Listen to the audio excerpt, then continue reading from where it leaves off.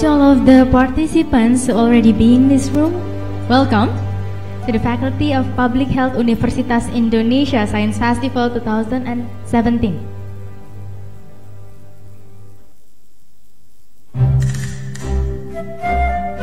I'd like to inform you that the table in front of you is easily fell down, so be careful on putting your food or laptop or other valuable stuffs because it may easily fall down.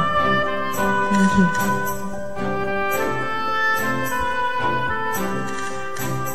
Another information is your name tag. Name tag is required to be worn during the Faculty of Public Health Universitas Indonesia Science Festival 2017. So it is not only your identity, but also your pass to get the goodie bag and all other refreshments.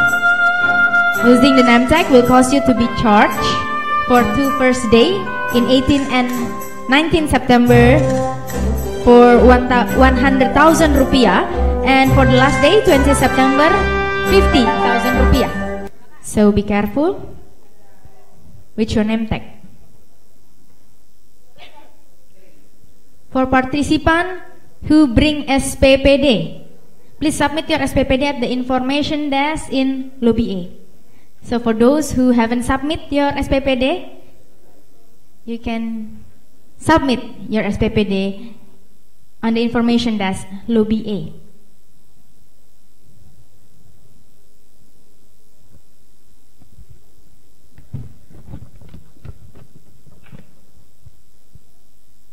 Again, welcome to those who just came to this room. Welcome to the Faculty of Public Health Universitas Indonesia Science Festival 2017.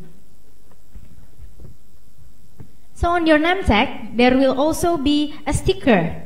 If you see inside your name tag, there is an available sticker to be used to select a favorite poster by the participants. So please stick the sticker on your most favorable poster at the Common Hall RIK or Health Cluster Building on lobby and also in lobby G of this Faculty of Public Health building.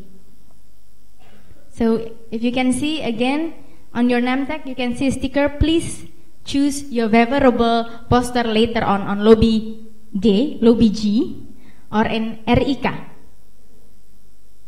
Health Cluster Building. All of this information, you can get it on your program book. So we will start the opening ceremony soon. Thank you very much.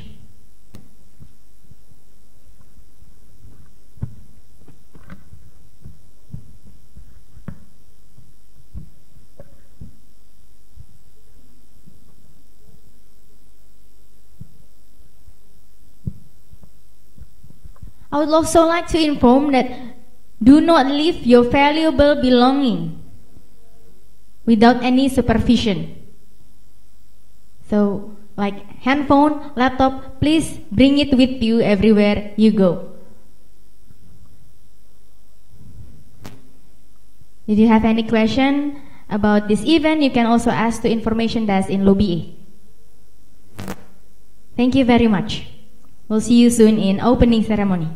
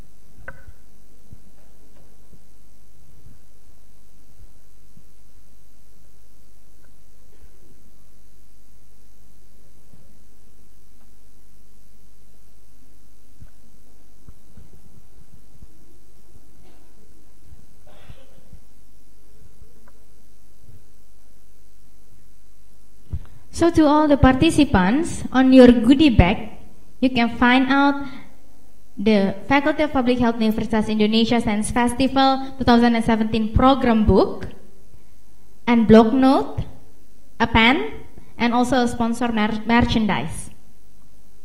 So you can check again your goodie bag. It contains of those stuffs. If you don't have your goodie bag with you yet, it can be taken at the registration desk lobby A by showing your name tag. So again, your name tag is required to be worn during all of the activities of Faculty of Public Health Universitas Indonesia Science Festival 2017 activities. It is not only an identity for all of the participants, but also a pass to get the goodie bag and other refreshment.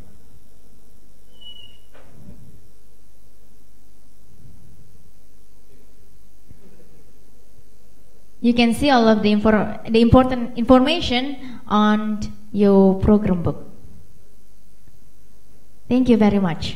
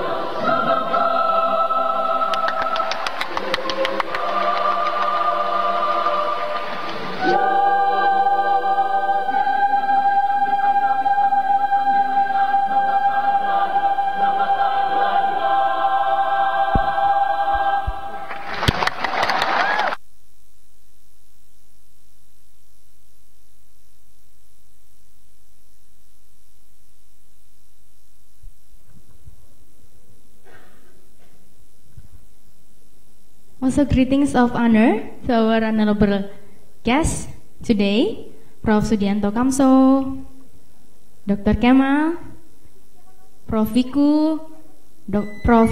Fatma, Prof. Hadi, Dr. Kusdinar, Dr. Prastuti. Welcome to this event.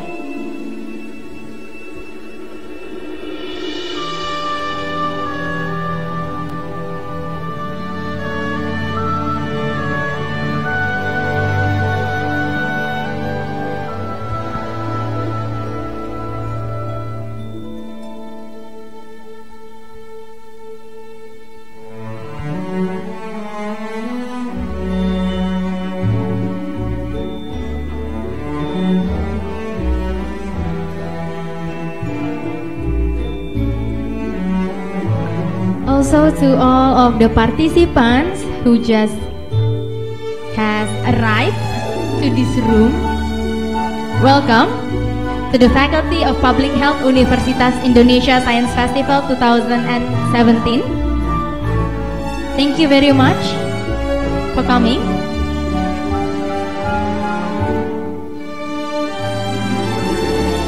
We will start our opening ceremony soon.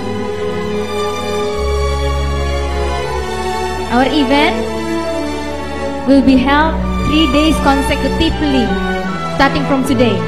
So this is the first day. The last day will be on the Wednesday.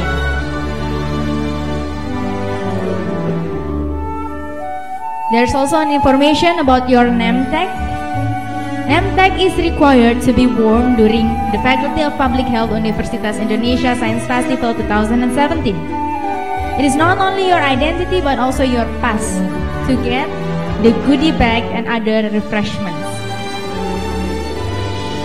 Do not lose your name tag, because losing the name tag will cause you to be charged for 100,000 rupiah for the first and second day of the event. And for the last day of the event, you also will be charged for 50,000 rupiah if you apply for the new one.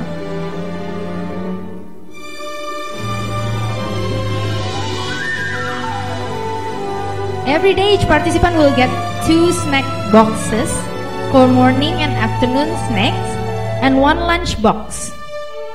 And you can take it on the refreshment stalls at Lobby A, the Common Hall RIK, Health Science Cluster Building, or in the G Lobby, Lobby G of this building.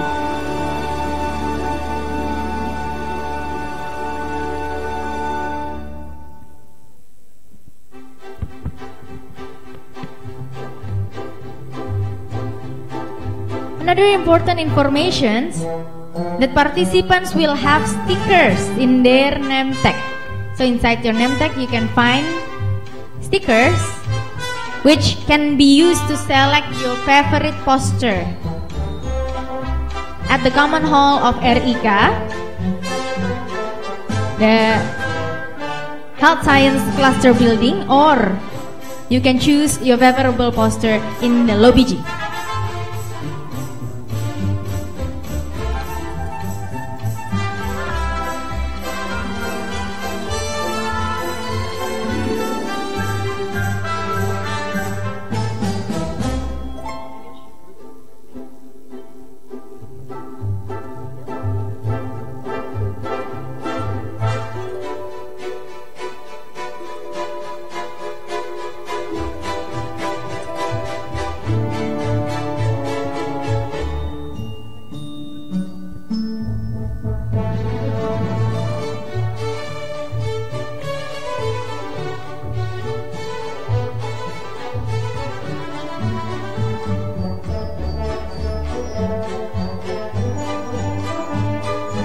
For participants who bring their SPPD, don't forget to submit your SPPD at the information desk in lobby A. So below this room, you can submit your SPPD. Thank you.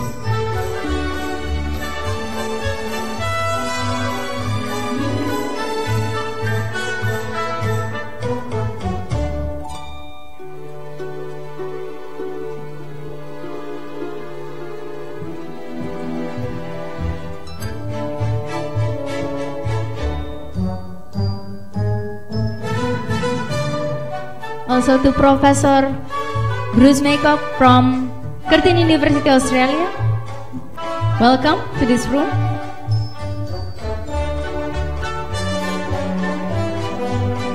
This morning we will have the opening ceremony of Faculty of Public Health Universitas Indonesia Science Festival 2017. And we will start the opening ceremony soon. You can enjoy your morning snacks before we start. But I also have to warn you that the table in front of your chair is easily fell down, so be careful on putting your laptop, your food, your drinks on the table, because it can easily fall down.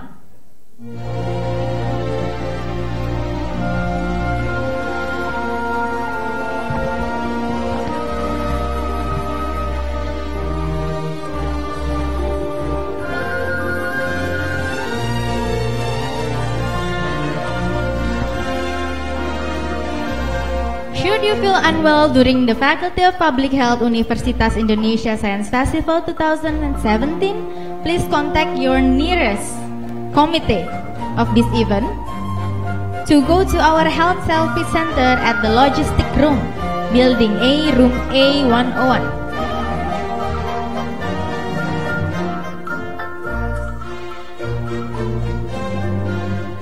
Don't forget that your certificate can be taken only on the last day of this event, or 20 September 2017 at registration desk lobby A from 12 to 15 p.m. From 12 to 3 p.m. Participants who are not able to take their certificate on the stated date will only receive the e-certificate.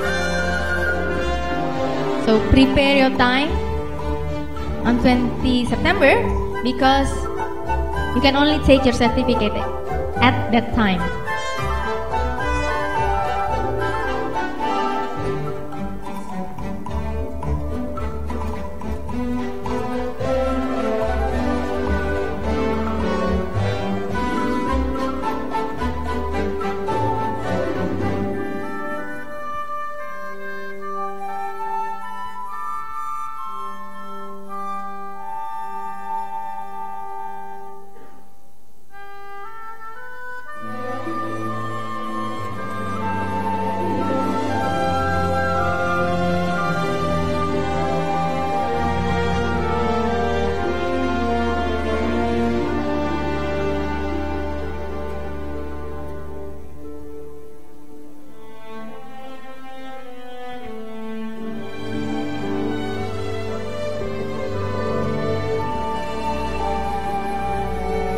Again, our warmest welcome to Prof. Sudianto Kamso, Dr. Kemal, Prof. Hadi, Prof. Wiku, Prof. Fatma, Dr. Kusdinar, and Dr. Prastuti will already be here with us in this room.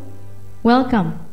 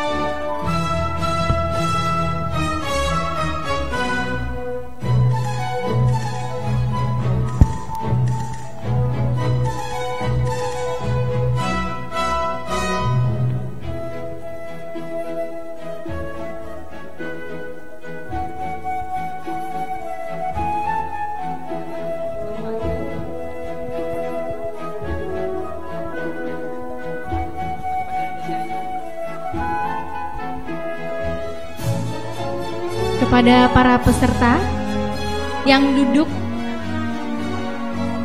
di atas, di bagian atas dari auditorium ini, kami mohon untuk bisa menempati tempat yang terdepan terlebih dahulu.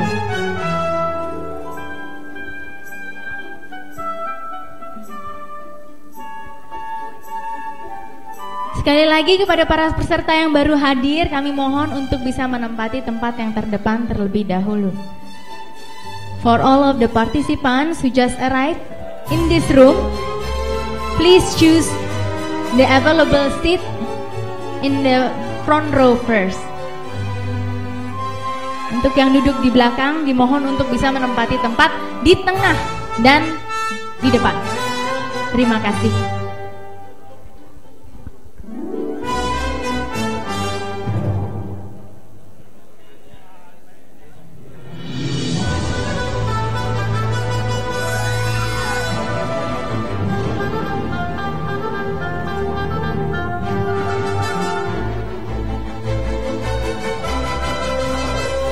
So again, to all of the participants who already in this room, please kindly fill the empty seats in the front row first. So for those who are still on the back, please come forward. Choose the available seats in the center part of this room.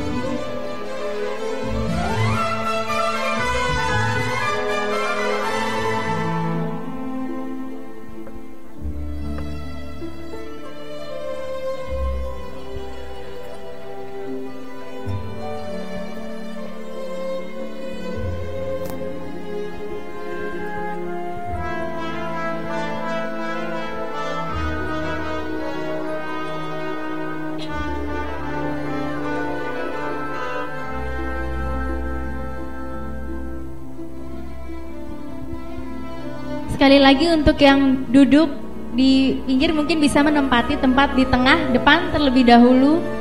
Silahkan.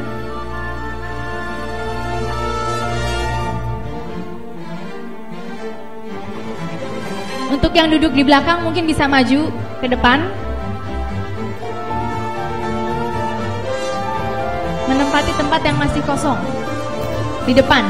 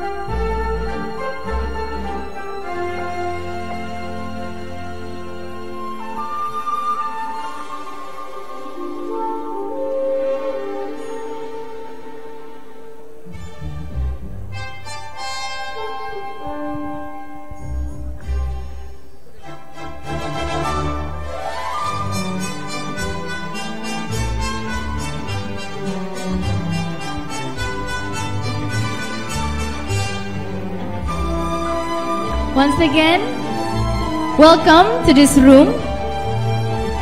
So soon we will have the opening ceremony of Faculty of Public Health Universitas Indonesia Science Festival 2017.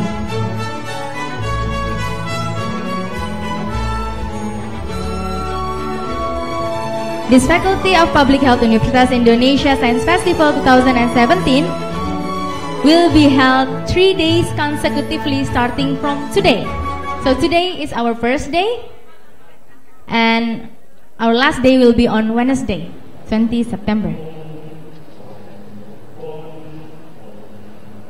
Thank you very much to all participants who already come to this room. For participants or speakers who bring SPPD, don't forget to submit your SPPD at the information desk on lobby A of this building.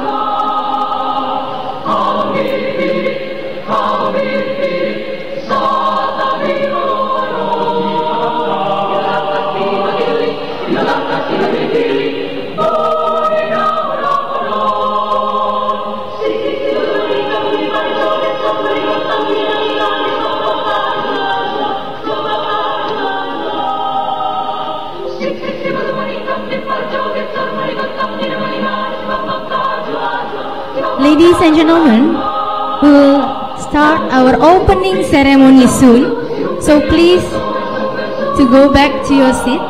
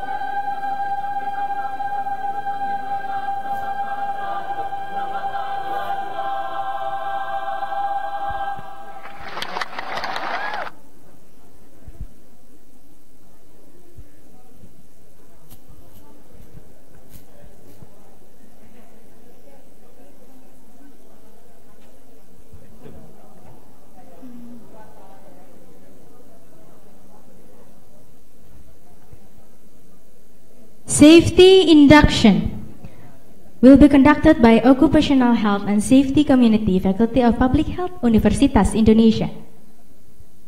Good morning, ladies and gentlemen. In a few minutes, I will present you safety induction to give an overview of this room and evacuation route if an emergency situation happens. You are now currently located at Auditorium A, Faculty of Public Health, Universitas Indonesia. This room is located at the second floor of A building, FKM UI. It is important to know the evacuation route if an emergency situation happens. This room has 4 main doors, 2 at the front and 2 at the back. And the fire extinguishers are located outside the first main door. If an emergency situation happens, please keep calm and don't panic. Get out through the main door and go to the assembly point. The assembly point is located at the parking area of A building, FKM UI. This is the important number that you can reach if an emergency situation happens. Nomor darurat UI at number 14001, or you can use UI Panic Button application available in the Play Store. Once again, nomor darurat UI at number 14001. Please enjoy the event and don't forget to prioritize your safety and health, because safety culture is all culture. Thank you. National Anthem, Indonesia Raya. Ladies and gentlemen, please rise.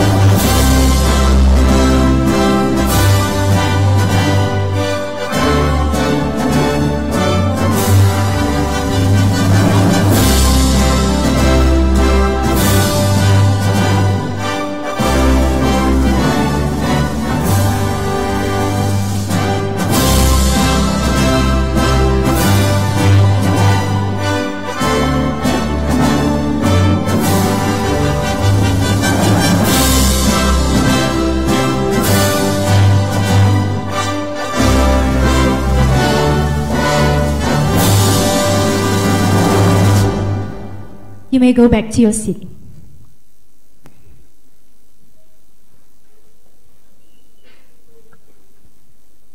Assalamualaikum warahmatullahi wabarakatuh. Excellency, Minister of Research, Technology and Higher Education, represented by Professor Ali Gufron Mukti, Rektor of Universitas Indonesia, Professor Muhammad Anis, Dean of Faculty of Public Health, Universitas Indonesia, and the Chair of the conference, Dr. Agustin Kusumayati, Vice Dean for Education, Research and Students Affairs, Dr. Sabarina Prasetyo, our valuable invited speakers and resource persons from various universities and institutions in the region, and of course, distinguished guests, participants, ladies and gentlemen. A very good morning. Welcome to the Faculty of Public Health Universitas Indonesia Science Festival 2017, which also the 3rd International Meeting on Public Health and the first Young Scholar Symposium on Public Health.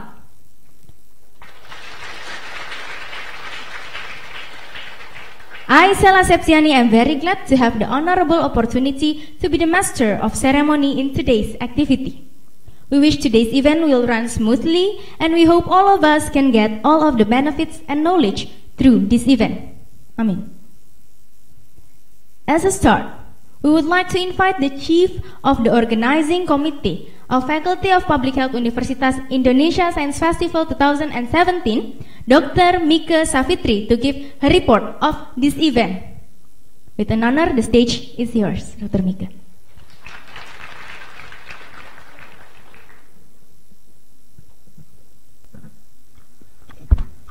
Bismillahirrahmanirrahim. Assalamualaikum warahmatullahi wabarakatuh. Good morning.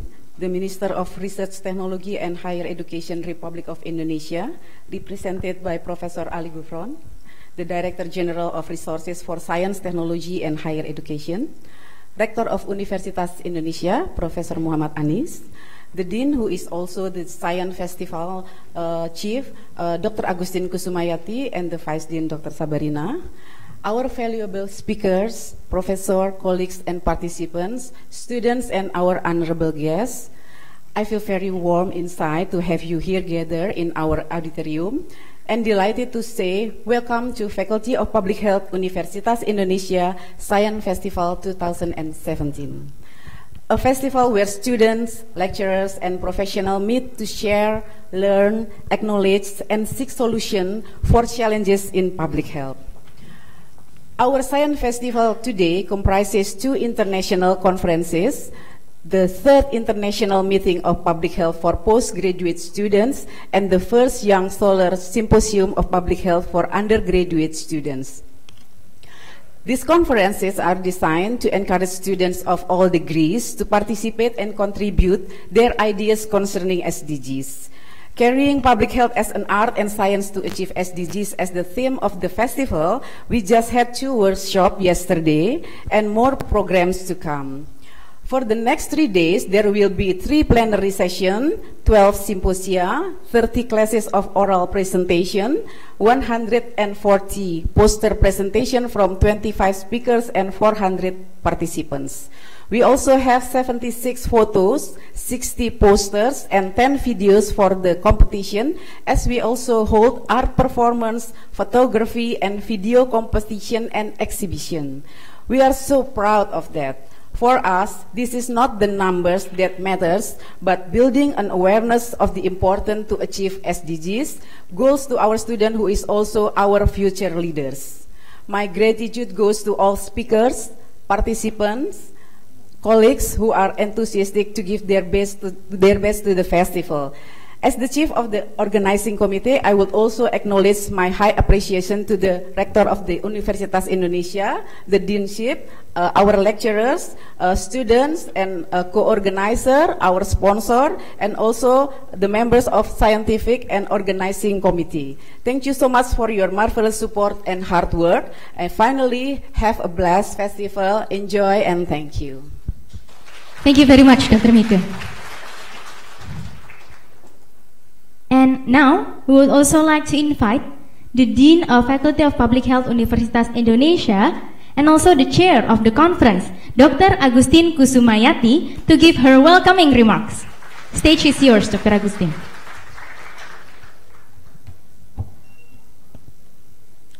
Bismillahirrahmanirrahim.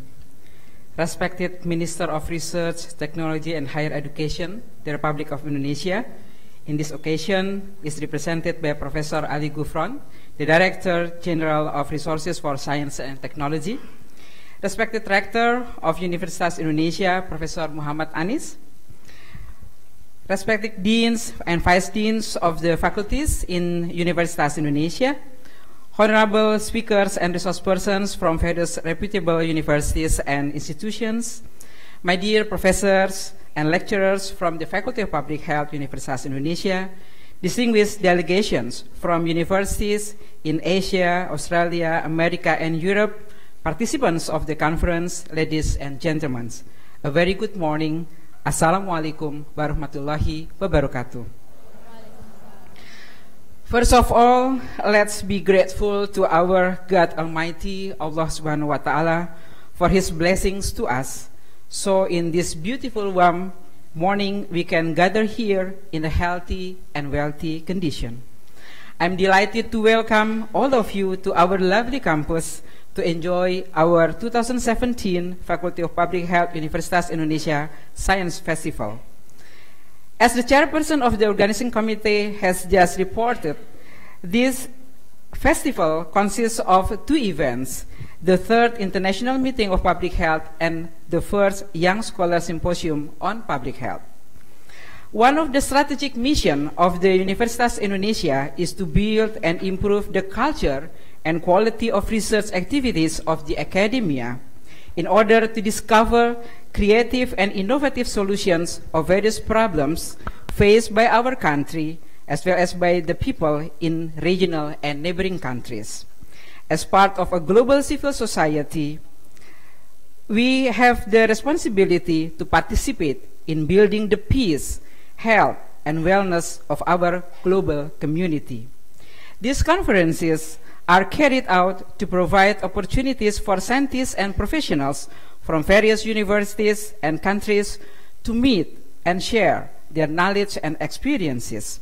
It is expected that the meetings of minds happens during these events will inspire the participants with new ideas for further research and development in combating health problems in our world.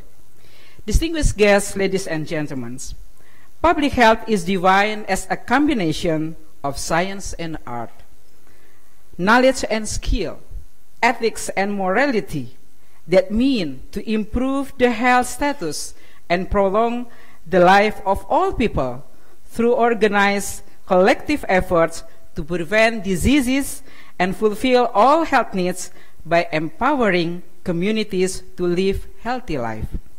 This science festival is uniquely designed to provide early exposures of the young generation of public health to the concept and implementation of public health.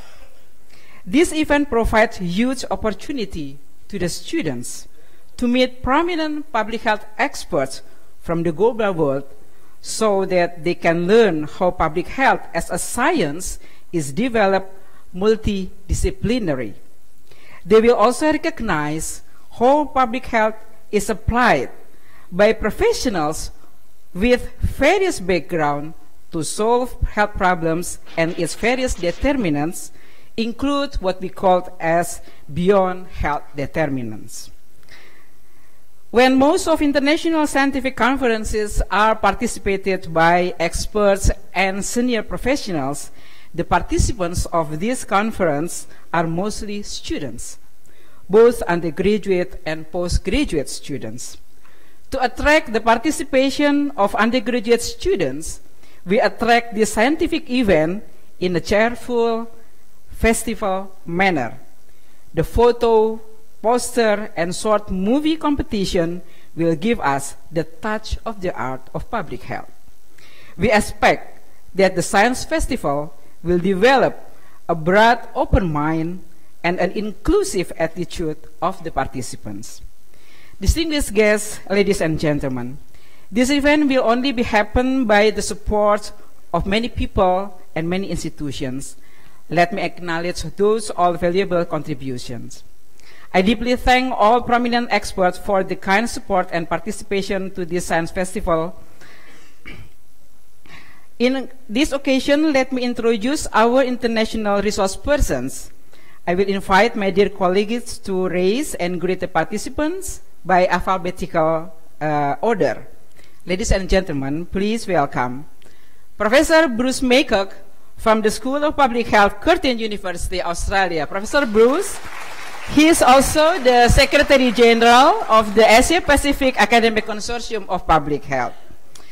May I invite now Professor Karl Petzer from Human Science Research Council, South Africa. Professor Masahiro Hasizumi from the Institute of Tropical Medicine, Nagasaki University. Professor Muhammad Mojtahedi from the Faculty of Built Environment, the University of New South Wales, Australia. Professor Paul Jachals from the School of Public Health, Fiji National University.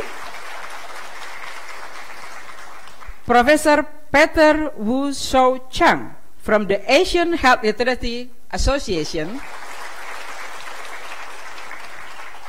Professor Richard Taylor from the School of Public Health and Community Medicine, the University of New South Wales, Australia, Professor Sherin Burns from the School of Public Health, Curtin University, Australia, Professor Shinichi Egawa from the International Research Institute of Disaster Science, Tohoku University, Japan, Dr. Su-Ti Cho from the International Union of Health Promotion and Education, Professor Supa Pengpit, the Director of Asian Institute of Health Development, Mahidol University, Thailand. Your presence and contributions have increased the prestige of these conferences. Thank you very much. Let me also acknowledge the support of the co-organizers of this event, Faculty of Health Sciences and the School of Public Health, Curtin University, Australia, the Postgraduate Students Association, Faculty of Public Health, Universitas Indonesia, and Student Executive Board, Faculty of Public Health, Universitas Indonesia. My special thanks and appreciation come to the members of the International Advisory Board, Professor Raina McIntyre from the University of New South Wales, Australia, Professor Joseph Tak Fai Lau from the Chinese University of Hong Kong, Dr. Su-Ti Cho, Dr. Douglas Story from the Johns Hopkins Bloomberg School of Public Health. I thank the members of the steering committee, our rector, Professor Muhammad Anis, Professor Rosari Sareh, the Vice Rector for Research and Community Engagement, then our Vice Deans, Dr. Sabarina Prasetyo and Dr. Asri Adisasmita.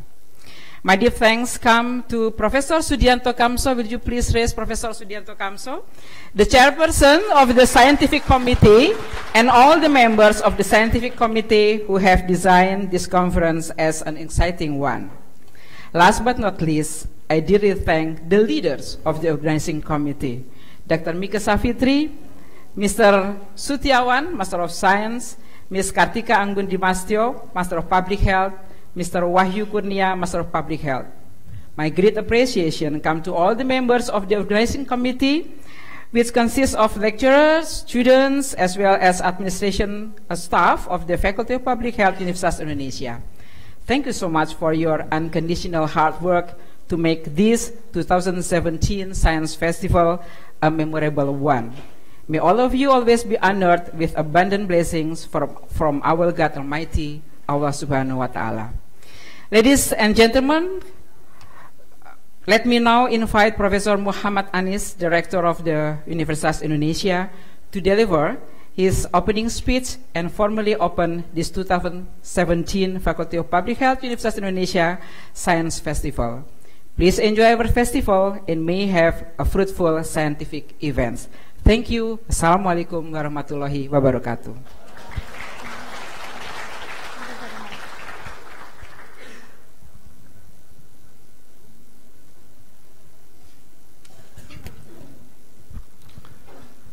Bismillahirrahmanirrahim.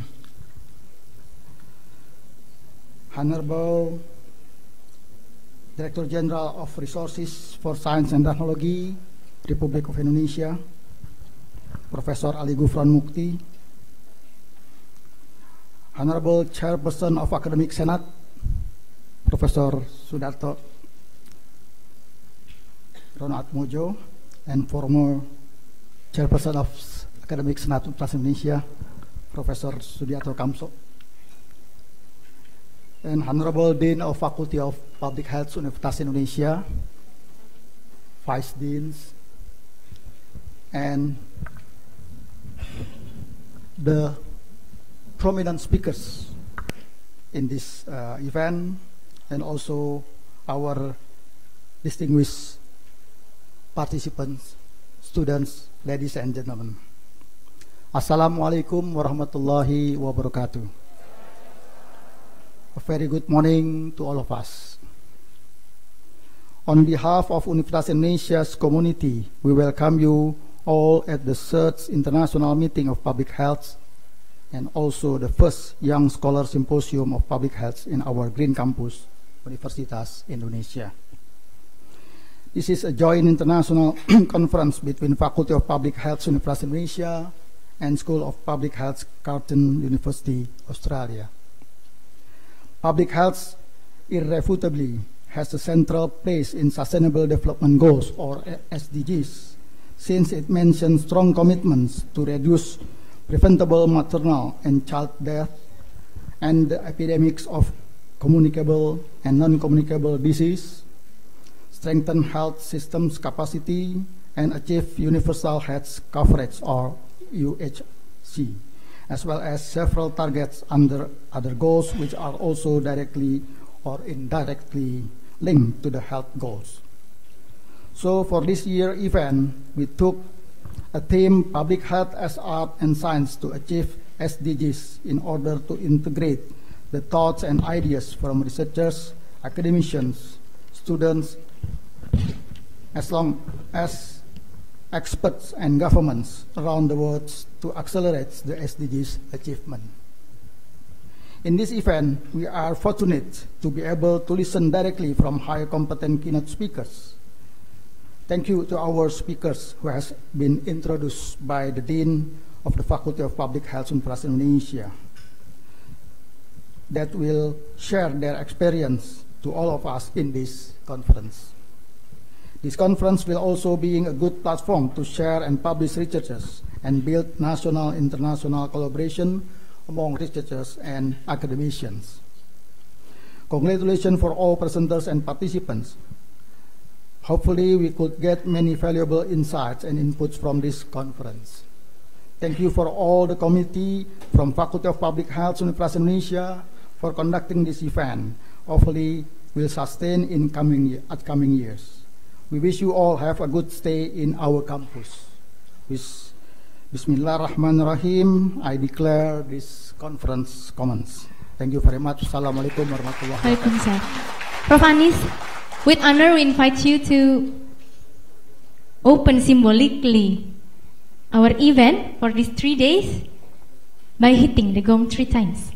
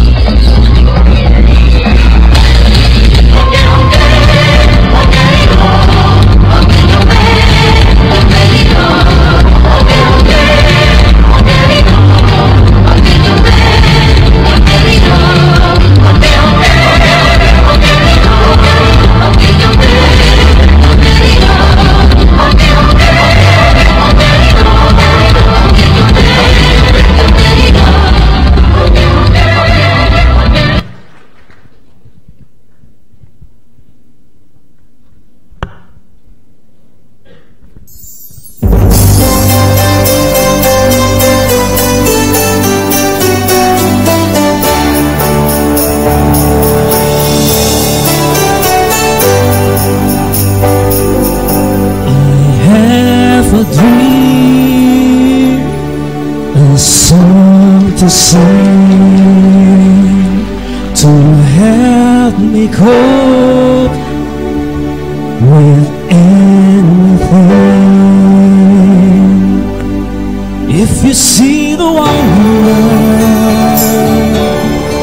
of a fairy tale, you can take the future, even if you fail. I believe in angels, something good in everything I see. I believe in angels, when I know the time is right for me. Across the street, I have a dream.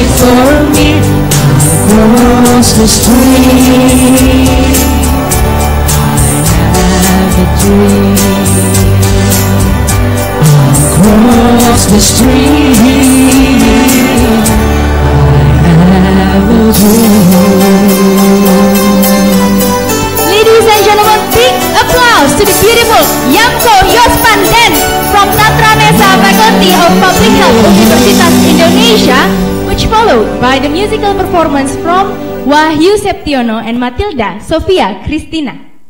Thank you very much. Before we proceed to the next agenda, I would like to give the warmest greeting to Dr. Anung Sigahartono, the Directorate General of Public Health, Ministry of Health, Republic of Indonesia. Thank you very much. And our next agenda will be a very good opportunity for all of the participants, because in this opening ceremony we will have a photograph of all the participants which will be taken from the stage. So for all of the participants, together also with the speakers and other honorable guests, to stand up and then gather to the center of this room, and we will have a group photograph from the photographer on the stage. So please, the committee will give you the direction to move to the center of this room. Please stand up for the participants, also the honorable guests today. Thank you. A big number of participants, so it is only possible to be taken from the stage. to that side. Can I join? No. So committee, all participants already on the frame? On the frame, can I count now or not yet? Okay. On the count of, oh, not yet. Okay, okay. Sorry, big number of participants. Yes. A bit faster, thank you. Okay. Ready? Sorry. On the count on 3. 3, 2, 1. Best pose. Once more. 1, 2, 3. Jeez.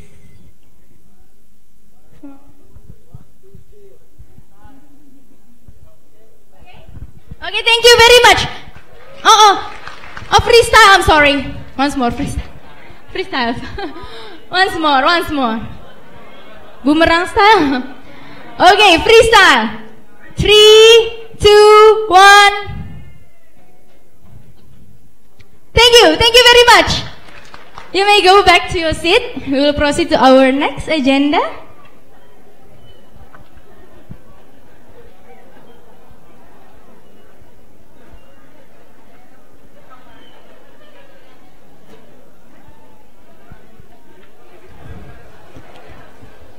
Okay.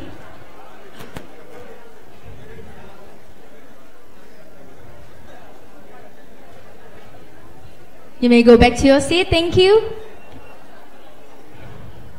Yeah.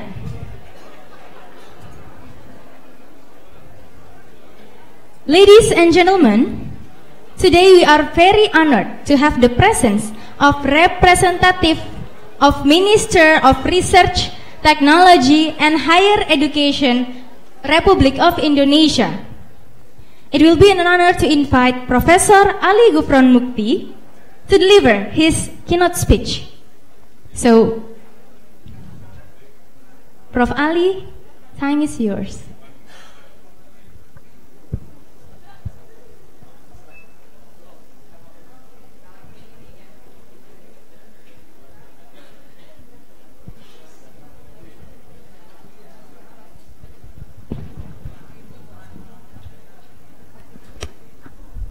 Assalamualaikum warahmatullahi wabarakatuh. Very good morning, Honorable Rector, University of Indonesia, Professor Muhammad Anis, Dekan or the Dean of the Faculty of Public Health, Bu Agustin, Vice Dean and Director General of Public Health, Ministry of Health, and the Chairman of Academic Senate and also former Chairman of Academic Senate, Universitas of Indonesia,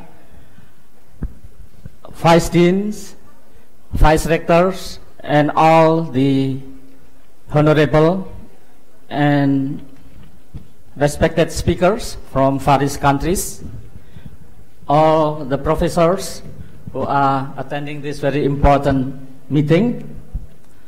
Actually, the Minister who is invited to give the keynote speech, but he convey his regard to all the audiences, and I'm replacing of him. So, ladies and gentlemen, I was assigned to deliver the role of Minister of Research, Technology and Higher Education on Sustainable Development Goals.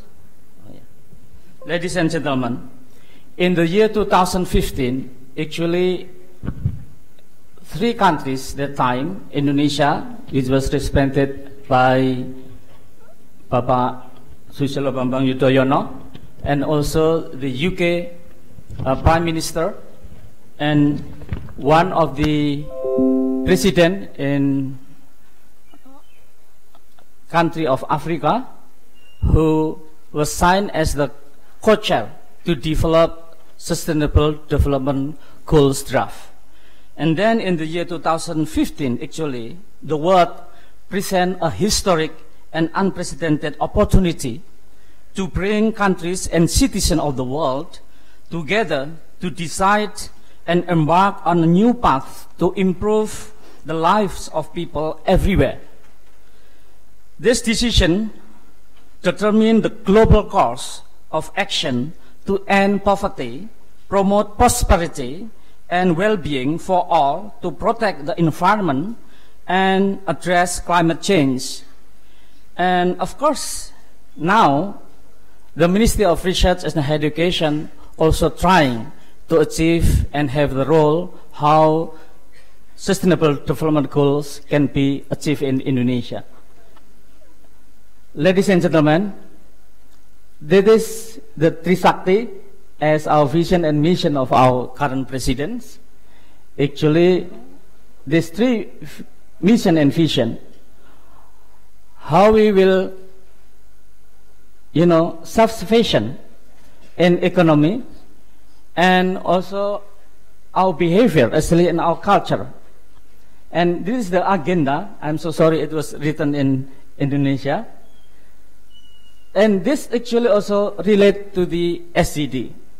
How to make Indonesia mostly, all the population, they can be educated in certain level, and how the Indonesia will have higher health status, and we develop universal health coverage. We call it in Indonesia JKN KIS. Therefore, we have challenges both internally and externally. And externally, not only in the ASEAN, but also Sustainable Development Goals. Therefore, in the Ministry of Research Higher Education, we did what we call it reformation, actually in the Ministry of Higher Education. How to change, to reform our education in order to achieve higher level of educations, and then finally we can achieve prosperity. Therefore, the structure in Ministry of Research and Higher Education, Innovation and Higher Education, has already changed to achieve that goal. So, that is, the role of the Ministry of Research, Technology and Higher Education in achieving SDGs. So now actually we are in the transition, making unfinished business, which is stated in MDGs, Millennium Development Goals. Many things should be achieved here. Then now we have the new orientation of Sustainable Development Goals, in Indonesia especially, about the nutritional problems with sustainable solution. So we have trying to increase our food access and security and agriculture. So that is one of our topic for research in Indonesia. Then universal health coverage, tobacco control program and NCDs, alcohol, narcotics, then mortality and accident, contamination of water and land, crisis and emergency, then gender as a cross-cutting issues, and we are also dealing with reproductive health. So about the universal health coverage, I think Indonesia has already made reform from usually we have many type of health insurance carriers, now only one, we call it BPJS, or health insurance carrier. When we are talking universal health coverage, actually Indonesia, together with 7 global health initiative countries, proposing what they call it UN resolution number 69, where each country of the globe has to propose universal health coverage. Now we will listen a little bit universal health coverage according to WHO. Mas Daris, slide film bisa. So Indonesia just started in the 2014, January 2014, formally launching implementation of universal health coverage. Filmnya? Alright. And what is universal health coverage? So, universal health coverage actually how everyone every citizen have access to the needed healthcare facilities. And because we are working that time together with WHO, now actually we would like to listen from WHO definition of universal health coverage.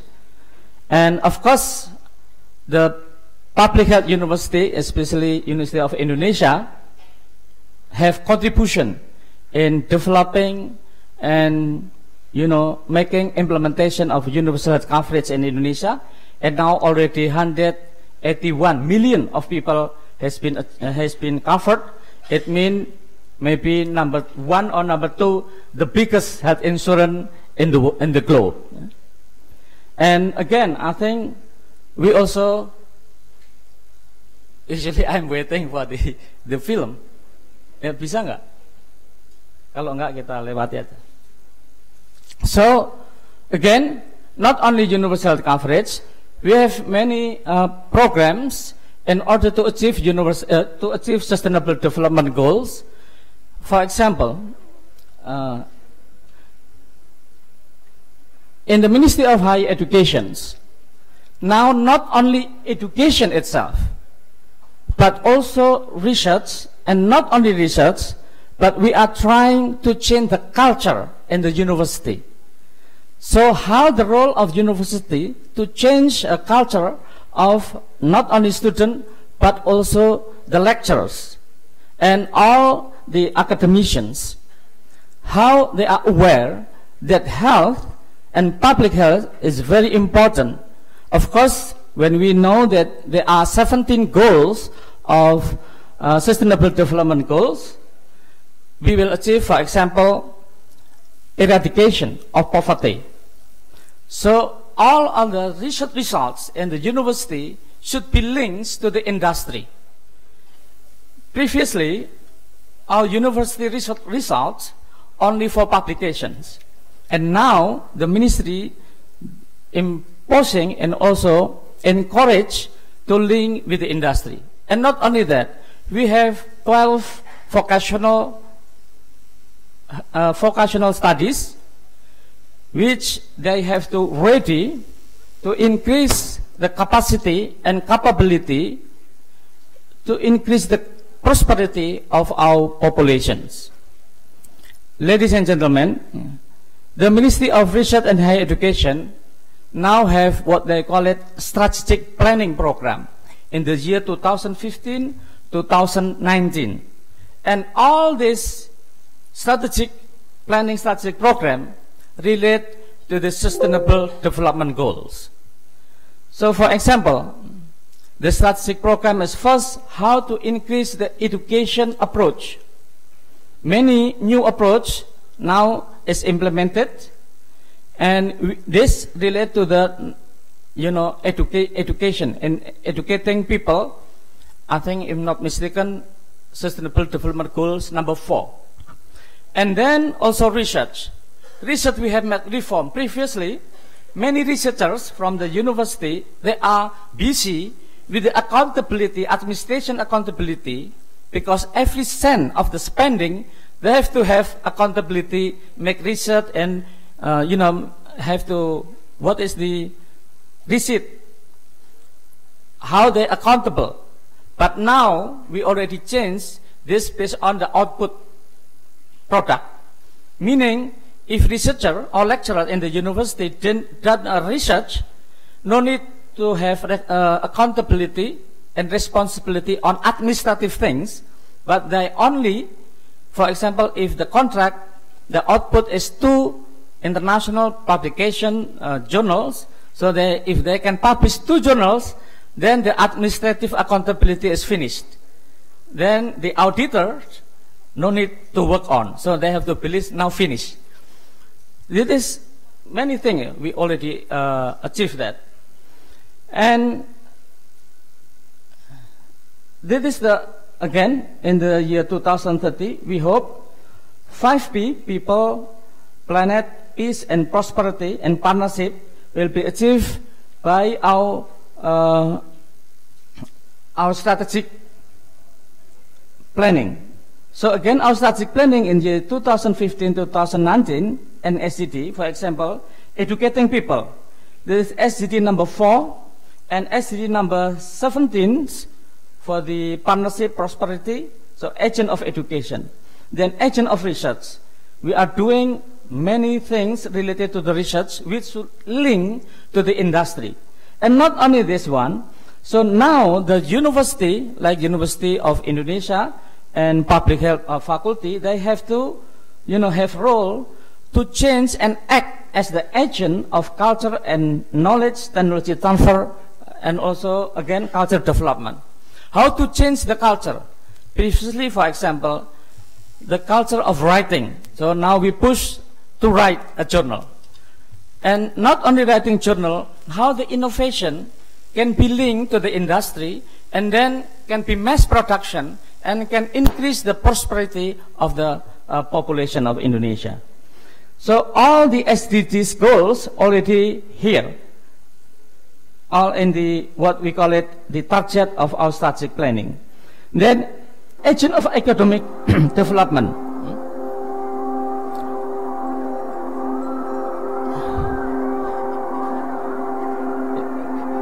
This one is a different film, that also alright. This is the aim of the lecturers, how to wake up them to write journals and to aware their position.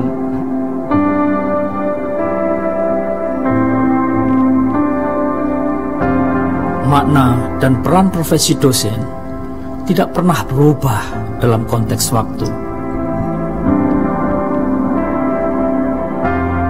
Baik perspektif dahulu maupun hari ini, dosen tetaplah profesi yang mengemban amanah membangun peradaban sebuah bangsa, bahkan dunia. Sejak dulu, tugas dosen adalah melakukan dan mengamalkan tridharma perguruan tinggi, melaksanakan pendidikan, penelitian, dan pengabdian kepada masyarakat. Tridharma harus dipandang sejajar, bukan bertingkat. Tidak ada satu yang lebih penting dari yang lainnya. Ketiganya saling menyempurnakan, dan tanpa dosen yang melaksanakan tridharma secara utuh, peran dan profesi dosen terasa kurang bermakna. Dosen adalah insan cendekia, pendidik, sekaligus juga ilmuwan. Dosen mewarisi masa depan. Dengan pelestarian dan penggalian ilmu pengetahuan, dosen seharusnya menjadi penemu ulung, pencipta, dan perancang teknologi bagi kehidupan. Dosen pun harus berdiri sebagai solusi, memberikan berjuta gagasan, menjawab setiap tantangan. Dosen mulia karena menjalankan amanat profesinya. Koreksi serta evaluasi diri merupakan bagian dari perbaikan yang berkelanjutan. 2017 merupakan tahun istimewa bagi dosen Indonesia. Tahun ini kita bersama-sama bercermin, melihat ke dalam diri kita, memeriksa kekurangan, dan menemukan potensi untuk berkembang. Mari jadikan tahun ini sebagai sebuah titik balik, menjadi pondasi pijakan untuk melakukan lompatan. Mari terus bergerak, bersama-sama fokus, larut, mengembangkan ilmu pengetahuan dan teknologi. Tidak perlu kita riuh, khawatir. Dalam senyap kita bersiap, berlari, memberikan tanda bahwa Indonesia masih menyala pada peta ilmu pengetahuan dunia. Indonesia selalu butuh dosen hebat, dosen yang mampu memberikan legasi atau warisan bagi kehidupan generasi selanjutnya. Dosen yang dikenal tidak hanya karena kemuliaannya sebagai seorang pendidik, tetapi juga karena karya dan penemuannya yang membuat dunia menjadi lebih baik.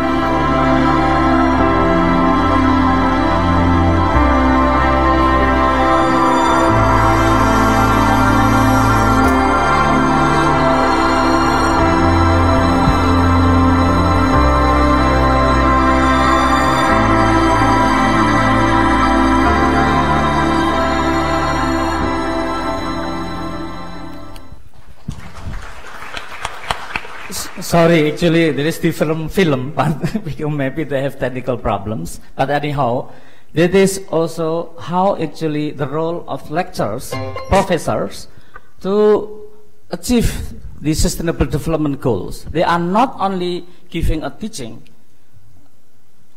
learning, teaching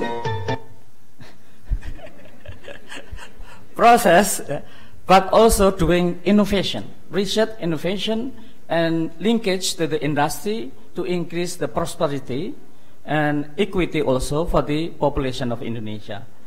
And ladies and gentlemen, so now using this strategic planning, how to measure that university is good or not.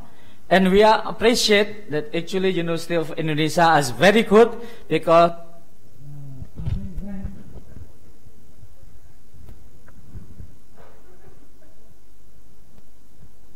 ini ada yang sabotase nih. ngomong UI langsung di ini. Rank number berapa Pak Rektor? 277. Applause for the University of Indonesia. Rank number 277 according to the GS in the globe. And of course now at least there are 3 universities in Indonesia are ranked under 500. And will be more in the next decade, I think. So that is the, how to measure that university, like university in Indonesia, the indicators that they are good or not. So relate again to the achievement of sustainable development goals.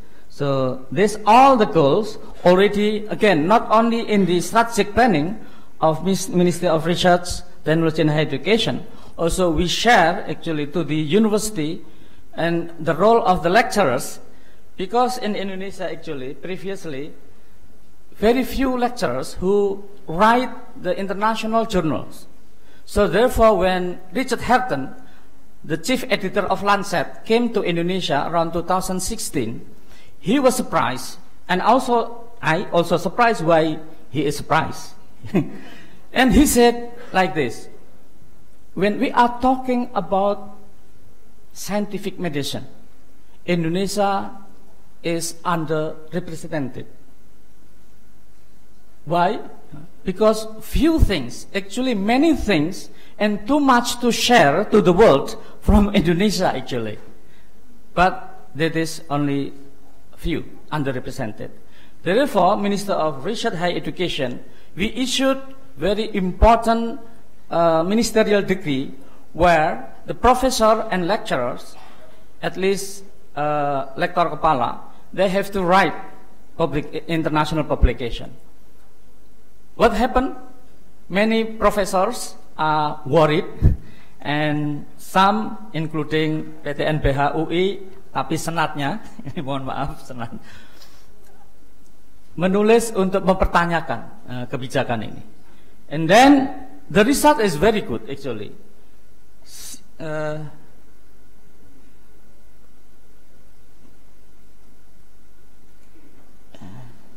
If we see previously in the year 2014 or 2015, the international publication indexed by Scopus in ASEAN, the highest is Malaysia, the red one. Malaysia to 25,330. Number 2, Singapore. Why Singapore? Why Malaysia can overtake Singapore? Because the lecturer of Malaysia is much more compared to Singapore. But when we have the same reason about the number of lecturers, Indonesia is actually have more than Malaysia. But what the production of publication? Indonesia here 5,499. Jadi alasan yang sama nggak konsisten kalau untuk Indonesia. Therefore we make the ministerial decree, the new policy that we encourage to write the journal. What happened? Suddenly Indonesia is the top in the ASEAN. Kenapa Indonesia paling tinggi di ASEAN? Nah ini bahasa Indonesia aja biar nggak denger. Karena yang lain ya seperti Malaysia dan Singapura sudah kita hapus. Langsung Indonesia paling tinggi ya di sini. Tapi ini termasuk Vietnam ya, meskipun ya kita sepak bola juga sudah bisa ngalahkan. Filipina yang second language-nya bahasa Inggris sudah kita salib.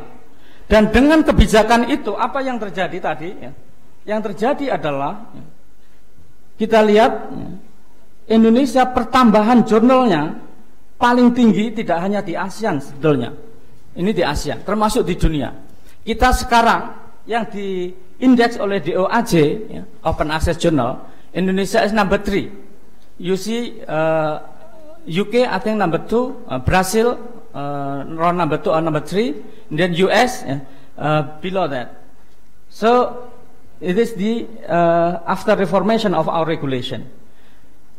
Okay, I will not talk about the sustainable development goals because all the stakeholders, they have to work together. So I will talk a little bit now. What happened now? Again, not only Vietnam, Philippines, but also Thailand. Sekarang kita sudah di atas Thailand. Ini data September 2017. Publikasi Indonesia yang terindeks Scopus sudah 10.792, sementara Thailand 9.350. Dan ini sudah saya sampaikan Pak Menteri, kalau kita konsisten sebentar lagi 2-3 tahun Malaysia dan Singapura akan kita salib. Percaya enggak? Percaya, karena dosennya banyak yang tidur selama ini. Makanya waktu Richard Hareton datang ke Indonesia, he said too much to share to the world. Lalu dia bikin tulisan, dikirim ke jurnal internasional Lancet, langsung diterima. Kenapa langsung diterima? Karena dia adalah chief editornya. Dan judulnya menarik, The title of what he wrote, Indonesia, _, Unrevealing a Mystery of Nation. Bangsa yang belum terungkap, unrevealing a mystery, misterinya belum terungkap. Kenapa belum terungkap? Karena banyak dosen belum menulis. Nah, sekarang udah mulai langsung kita luar biasa. Nah, ini peringkat jurnal yang terindeks DOAJ. Barusan ini Juli 2000 kita naik, sekarang nomor 3 peringkat dunia. Luar biasa, karena memang Indonesia dosennya 265.000. Baik, Jadi Bapak Ibu sekalian, penyumbang tertinggi itu adalah UI, ITB dan UGM. Selamat untuk UI. Dan kita ingin, ini Pak Rektor, terus-menerus untuk meningkatkan. Nah, sekarang kalau bisa menulis untuk bisa profesor gampang sekali. Dan masalah profesor itu hanya masalah musim mudah atau musim sulit. Nah, sekarang musim mudah, Dulu musim sulit, mengurus profesor 2-6 tahun, sekarang hanya 2 bulan. Jadi Bu Dekan dan yang lain-lain kami tunggu untuk mengurus profesornya mumpung musim mudah. Kalau nanti tiba musim sulit, kami tidak mau bertanggung jawab. Baik, ini kita lanjutkan, waktunya sudah habis. Udah. Ini yang saya tunggu-tunggu, Together we can.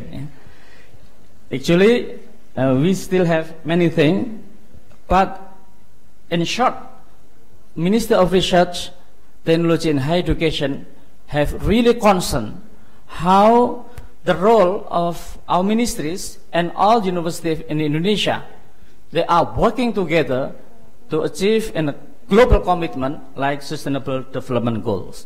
I think that is what I can deliver. And thank you very much for your attention. Sekian, Assalamualaikum warahmatullahi wabarakatuh. Waalaikumsalam warahmatullahi wabarakatuh. Thank you very much, Prof. Ali, for your very fruitful and excellent keynote speech this morning. And ladies and gentlemen, today we are also very lucky that today already be with us Professor Peter Wusho Chang from Asian Health Literacy Association to also address his keynote speech. Without waiting any longer, Prof. Peter, time is yours.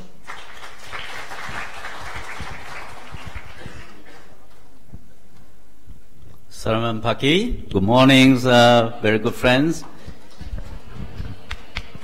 And the Rector, Professor Anis, the Dean, Dr. Torono, and the Dean, Kusumayati, and also very inspiring Director General Murthy. I am very pleased to speak after you because you have made my presentation even would be fruitful. And it's a great honor and pleasure to be on behalf of the Asian Health Literacy Association in Geneva, Switzerland, to come to the University of Indonesia. And I have been asked to present how health can be related to SDG. And there's a saying that all the road will go to Rome, right? But the point is that which road is better than the others? We are going to SDG in 2030 somewhere. Some will be there 2028, some will be there 2032. Could be a little bit late, but everyone will go to SDG 2030. The point is how to choose the better road. I know from airport to Jakarta to depot, if you choose the better road, you'll be here earlier than the others. So my job here today is to present how health literacy will be a better role for Indonesia and for many of our nation. I've been a professor in Taipei Medical University before, but I'm now working in more than 20 universities. So my university is Universe, that I'm going everywhere. But also now I'm teaching in Boston in Tufts University. And 2 days ago, we launched the first Indonesia AKLA office in Eurocentral Java city, Semarang, Dian Nusantara University, which is the dean, very young dean, 30 years old. And I was very pleased to making this possible, and I hope the UI would have hosting another bigger office for AKLA to promote health literacy. And I'm very pleased that the Director General and the rector is here to hear my proposal that the university will be a big champion for health literacy. Next slide, please. The Health Literacy Association was originally 2012 and was officially inaugurated 2014 in Geneva, Switzerland. But before 2009, before the SDG has been announced, in 2009, UN already said that health literacy should be more related to sustainable development, which is related to health. Next slide, please. Oh, okay, I can do that. Because literacy is a human right. So what our purpose of our job is to teach a tool of personal empowerment, a means for social and human development. It's an education opportunity depend on literacy. And UN already put 2003 to 2012 as a decade of literacy. And through teach basic health literacy through formal and informal education program in many countries would be a very important one. So it's before SDG. Health literacy has been put in there. And I don't need to mention this beautiful picture again. This is the heaven. This is the SDG. But how to get there easier and healthy? Next slide, please. Okay, if I can control. All right. So I don't need to mention this. I will go to one of the key elements we think about SDG is the social determinant for health. And how can we recognize those people in the population with low health literacy in order to plan appropriate service? I'm now going to an intervention for health and public health, particularly. We know that employment, housing, education, social economic status, food, gender, health and social service, ethnicity. These are all very important, determined from social capacity that we need to consider when we implement health programs. But in reality, you couldn't read this because the doctor is saying to the patient, and the patient has no idea what kind of language. Even they understand the national language, they don't know what are they talking about, the doctor. There are many doctors here. I myself is a medical doctor.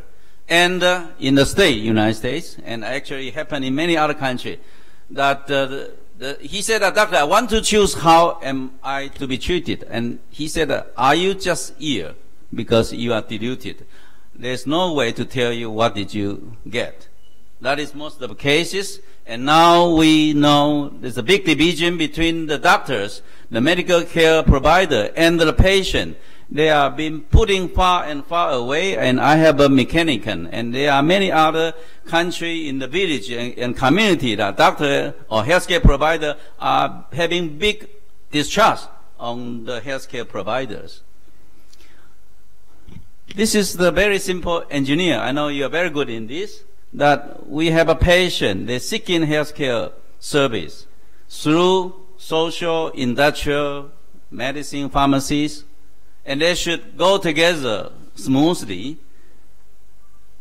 But unfortunately, this one is getting bigger and bigger because university, pharma, all the new genomic medicine has making this is bigger and stronger, and society is supporting it. But the patient have been lagging behind, and that is how health literacy go into play. Many years ago, 10, 15 years ago, in Mayo Clinic in USA, beautiful hospitals, professor of medicines, they ask 100 patients come from that clinic. 100 patients. How much do you know your disease? When are you going to come back? How are your outcomes? How much percentage of the patient pass simple question like this? You guess. Less than 50. And that has been repeated in Europe, in Germany, in Austria. I don't know about Australia.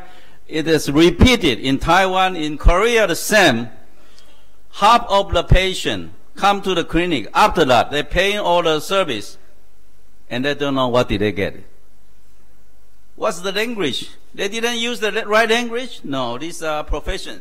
And the modern society, the medicine development already put the patient in very difficult role of dilemma. I don't need to mention this is the new to you. You know, patient has been in the market. In new hospital, they are still in the street market, like going to the vendor. This is some other hospitals in our region. And even in very high advanced medical treatment in Taiwan, you see that 4 a.m. in the morning, patient has to line up. And even they go to the room, they line up, miles and miles of them. And what does that mean? And there's a new modern in Shenzhen, China, beautiful hospitals. Patients are in a very good way to line up. And this is even further, like a railway station you ever pass through. This is modern. This is just a few months ago. So there's something wrong, all right? So there's a phenomenon that healthcare provider provide something. We're going through universal health coverage, means everyone will be covered. So we expect more people will be served. But how to serve them? This is the simple picture, say that more people would be served. On the other hand, they would demand more quality of the service, content of service, from head to the feet. Not for short, but for long-term care. So it means that the government, your government, and any of the government has to provide much, much more money, human resources, healthcare provider, to fill the gap. Did any country in the world ever fill the box of the human resources? No. Even United States, UK. Because it's just impossible, because health demand is growing. The more you provide, they live longer and they expect more and they demand more. So health literacy is concerned about the quality of a service, not just quantity, not just percentage. And we have to think about one dilemma. Can we work with our partner, the patient? Because the patient is the target of our service. But usually in our modern society, patient has been left behind. We usually don't ask a patient what do they like. Can I put a poster here? Can I put a new bed here? Can we build up a new hospital here? We never ask a patient. Apparently, we are not interested in their opinion. We just do whatever we like. And that is the problem. So health literacy is enrich all the service, the contact point, the follow-up, the outcome, the value. And it's a public partnership we should have to put. And I shouldn't talk about only in Syria. I want to go into real practice. So in SDG, under the USC, improving health literacy level is crucial for attaining the social, economic, environmental ambition of the 20,000 agenda. Harnessing health literacy, improve health and reduce health inequity. And I want to give you some examples. So the box has to fill with more money. On the other hand, more software or running the resources. And this is the health literacy. It's the software. It's the software of the individual's capacity of learning to get it, to understand, to use it. So that is the definition of health literacy. We need to help people, we educate them, to train them, to get health information effectively for their purpose, to use it, and to refresh, and also to understand and practice. How should we do that?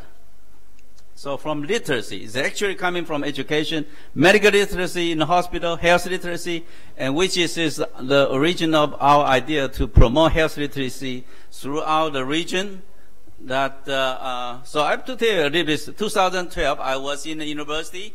Two lovely ladies, students from Indonesia, was telling me that it's possible we can do health literacy research in this country, huge countries. So some of them in Semarang went to very rural villages and then come back with the data, and that was the 2 years later, we already formed the network of the health literacy. And European health literacy has a few content. We use the same tool in Europe, 8 countries. Let me show you how this 6 countries in Indonesia, Vietnam, Malaysia, Taiwan, Myanmar, and Kazakhstan, from north to south, and that was published in,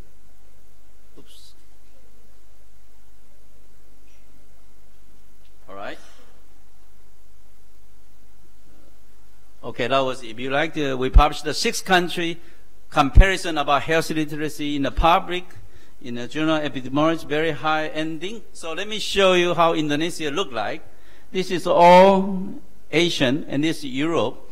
And European, 46 in average, 46% of the population in Europe, 8 country, not all the country, 8 country, they did not have satisfactory health literacy level. Means they could not cope with the health demand on their own body. Indonesia having largest percentage of the lower health literacy in these 6 country comparison, 64%. I cannot tell because Semarang cannot represent the country. I understand. If they did a study in Jakarta, you will show higher, just like a higher ranking 277 in the QS ranking. But you can tell that there are areas to improve about health literacy, and there's a concern about health literacy levels. One of the study in Japan, we have some good colleagues from Japan in University of Tokyo. All the people in Japan has very low health literacy. How come? Because there has been their capacity of health has been underestimated.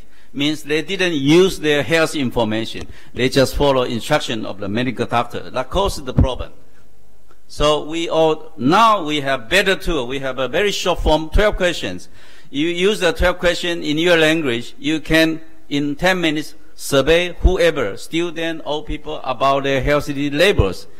So that was the joint effort. That was a joint effort of your colleague with the other 6 countries. Now, IOM United States promote how should we do it. We have a problem of health literacy of the patient, of the public, which goes through institution. And IOM provide 10 attributes of the health literacy. But I have a better one for you.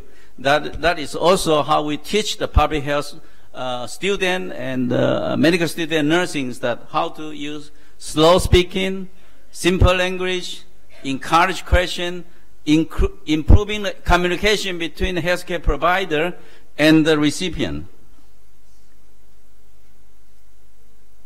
Okay, so before we go to SDG, we need to go to USC.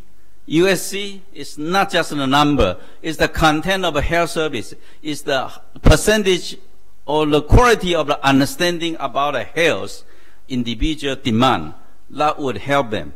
And you know, if individual understand their health, you spend 20% lower percentage of the money on health expenditure. That has been shown in many other countries. If you teach the public, the family, the individual, better health literacy from a very beginning, good way, they will save you, save the government, the money the government will spend on that. In New Zealand, they have a provide very simple way in a community. Find out who are not good in health literacy. I can guarantee, because this is a medical university, but there are 10-20% of the people do not have an adequate health literacy. If you go to the general college or even rural, you find more than 50% of the individual in the classroom, they couldn't pass adequate health literacy, even in the university level. Because in our traditional education, we don't teach how to take care of your health. Okay? We teach how you take care of the other. But most of the people didn't receive education on health. I give you a few very simple examples, which is not going to spend you much money, but you need to do survey, to correct it, to identify approach for intervention, and enhance health literacy of the individual. This is one example. There are several medication bags coming from any of the pharmacy or any of the dental or clinic. And this is the bags for the Starbucks coffee or whatever the coffee. And you can tell very differently.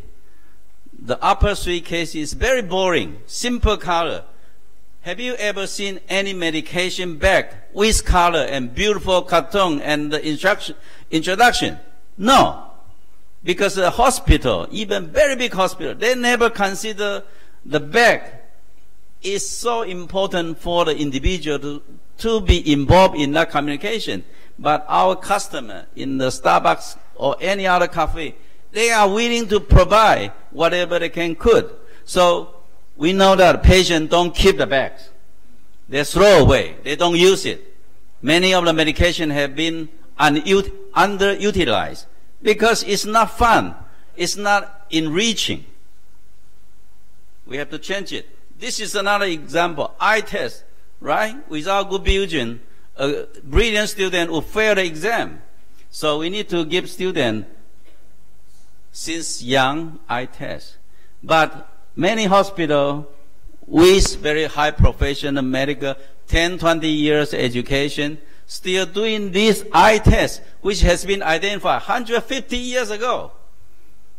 We never try to give this simple tool to the public until now. It's possible. A Korean has designed a card or put on the mobile phone. Any kids with a mobile, with a hand, they can measure where is the direction of the gap. Is it upper, right, or left? We need to give this health, the ownership, the management skill to the public. And this is the last one example. I hope you understand that most of the time, here, there, everywhere, we keep patient. We call them patient because they are so patient waiting, right? And you know waiting. What is waiting? Waiting is wasting. And these people are sick. Their life can be shortened. And they're still wasting their life. How could this be? So waiting room is boring. You feel anxious. Okay? Some example that put waiting room into classroom. This is one of example. Try to put all the health institution, a classroom. Actually, you are learning how to take care of yourself from a healthcare provider. I mean, we need to identify classroom in a hospital, any of clinic, or in community service, a classroom. And many of the time, the classroom is on your mobile. We're now doing some pilot testing in Semarang, in Taipei, in Bengra. When patients come to see waiting in the waiting room, they start to do simple questions. Did you take your medicine last week? What is your blood sugar level? Did you exercise? What is your body weight? We need to narrow down the way individual which have some disease problem with the doctor, which is next door, behind all these rooms. The mobile, the ICT, will narrow down the gap between healthcare provider and the patient, make them simple. So means that if you one day, maybe 1 month later or 1 year later, you wait in the waiting room, you receive a lot of education material, you read 3 YouTubes and answer 5 questions, and you tell the patient, okay, the doctor, I still have some disease, I have some problem. I input, enter. So before doctor will see me, he already know what am I doing. Okay? So waiting room should be a classroom, should be an education environment, and in the future, Japanese robot or somewhere the robot will come to our waiting room or come to classroom to ask, dear madam, did you take medicine regularly?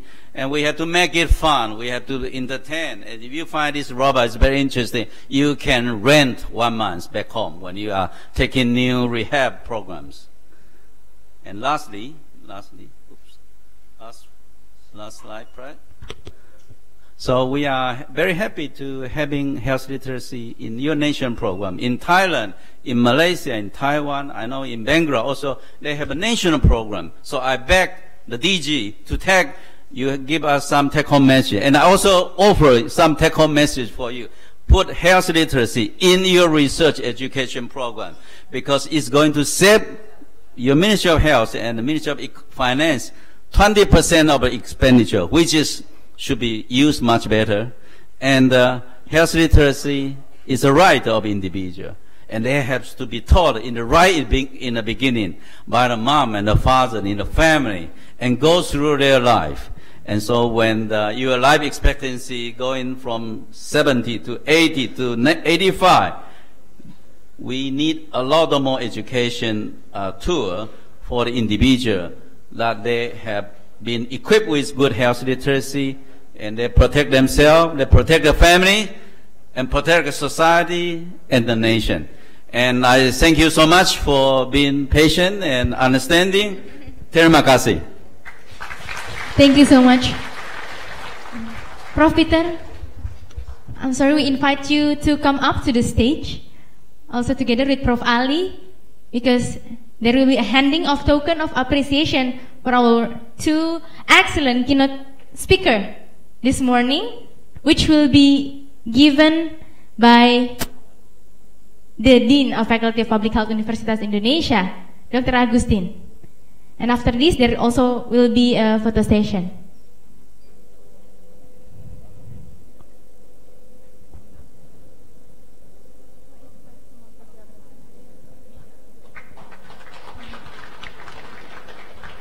Thank you so much. And also for photo session, I would like to invite Dr. Sabarina, Dr. Anung, Prof. Anis, also for photo session. Also Prof. Dianto to have a photograph session.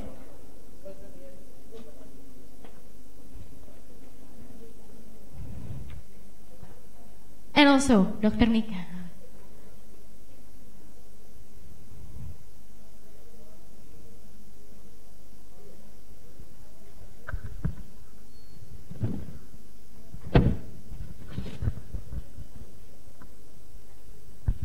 Thank you very much. Thank you. A very great keynote speech today.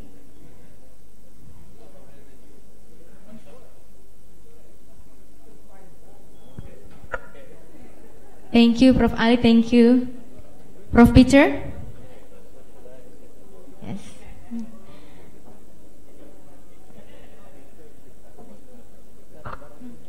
And ladies and gentlemen, okay, maybe. Now we will start.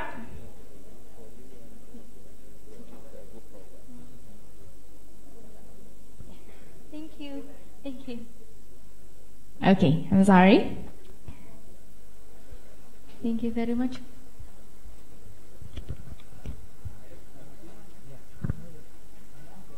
Yes, Prof. Ali will have another agenda. Thank you very much, Prof. Ali. Thank you.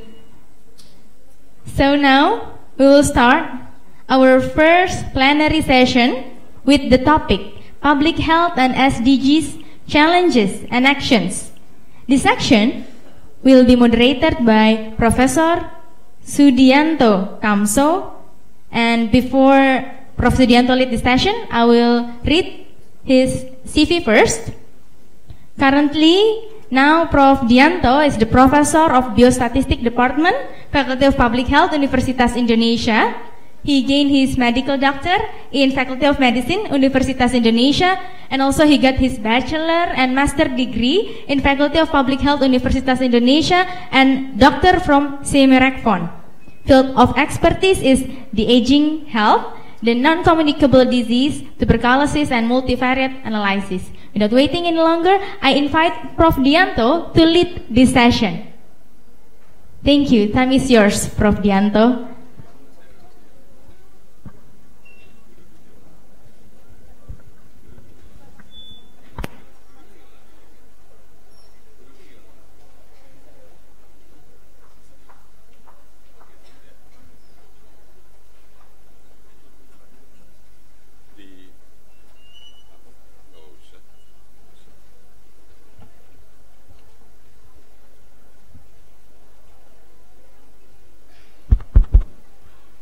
Ladies and gentlemen, now we come to the first plenary discussion, and we will have a speaker. Actually, we have two speakers, but according to Dr. Anung, have to go back to the ministry sooner.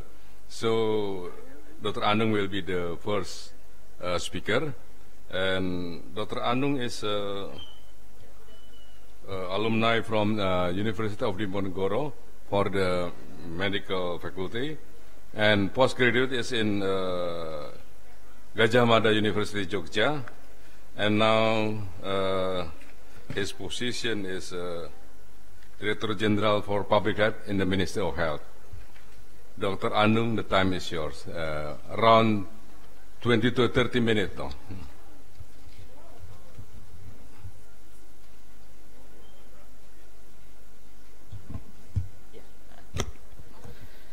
Assalamualaikum warahmatullahi wabarakatuh. Very good morning, Prof. Anis, the Rector of University of Indonesia, Dr. Agustin, Dean of Public Health, the Faculty of Public Health, speaker and also participant.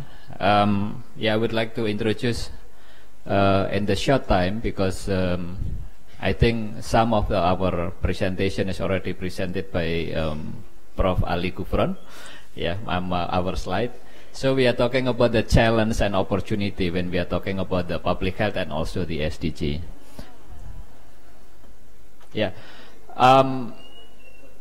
We have when we are talking about the SDGs as a concept. We are talking in the SDG as a concept. We are focusing in 5P. We call 5P. We are focusing in the people. And then we are focusing on the planet. We are focused also in the peace and partnership and prosperity. That is when we are talking about that. So we have to think about the integrated approach. Now we are not talking about the one piece of the SDG itself. In terms of health, we have to talk about the equity. In terms of health, we talking about the inclusive approach. In terms of the development, we are talking about the right pace and also leave no one behind. That is the concept. So talking about the SDG, it's talking about the development concept in the term of the global level and also in the term of the country level. In Indonesia, we already put it in the scenario of the development in Indonesia.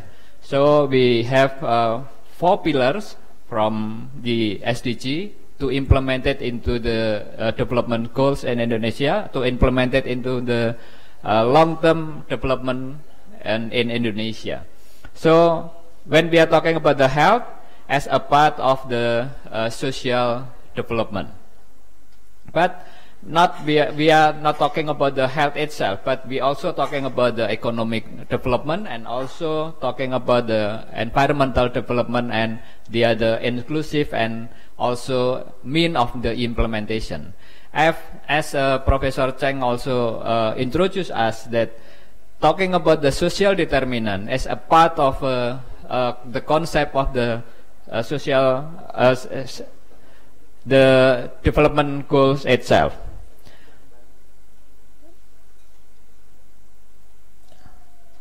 So all of us already know about the goal, indicator, and also the target of SDG in the global level.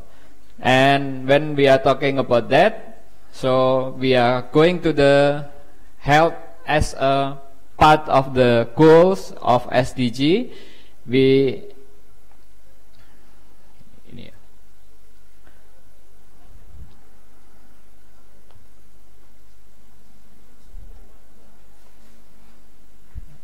Ini agak bermasalah nih. Enter aja langsung. Terus, so talking about the health and well-being, goal number 3, we have to look at it's not only a health itself. Health is not only an impact. Health is a part of the approach, and also health a part of the goal of SDG. Professor Cheng picture show that the health is the center, but I put it, Prof. Cheng and also Prof. Ali, that when we are talking about the health in the center of the SDG, we are talking about the health promotion as essential strategy.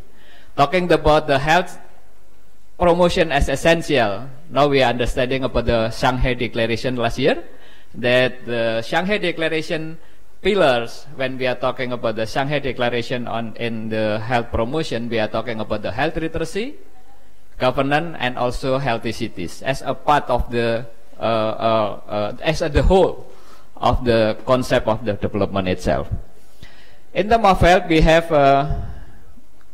ini nggak jalan ya masalahnya ya, jadi susah. Ya, nggak ke atas satu. Ya. In terms of health, as a component of SDG, we put it health is a contributor as well as a beneficiary. Health is not only for the impact of the development. Yeah, health is also the input of development. Health, when we are talking, this is the example. When we are talking the universal health coverage as an input, so we have again that the goal number 10, achieve the sustain of the revenue growth. It's maybe present when we are talking about the health as an input. So another way, when we are talking, enter. When we are talking, we have the health, put it the health as an outcome to prevent infant and child mortality. So we are also talking about the infrastructure. This is the whole thing when we are talking about the social development goal as a concept of development. Sustainable development goal as a concept of the development. That is maybe all of us, the health worker, health personnel, and also academia, can be shifting the paradigm when we have a concept about that one. So, according to the Indonesia, the current situation, next.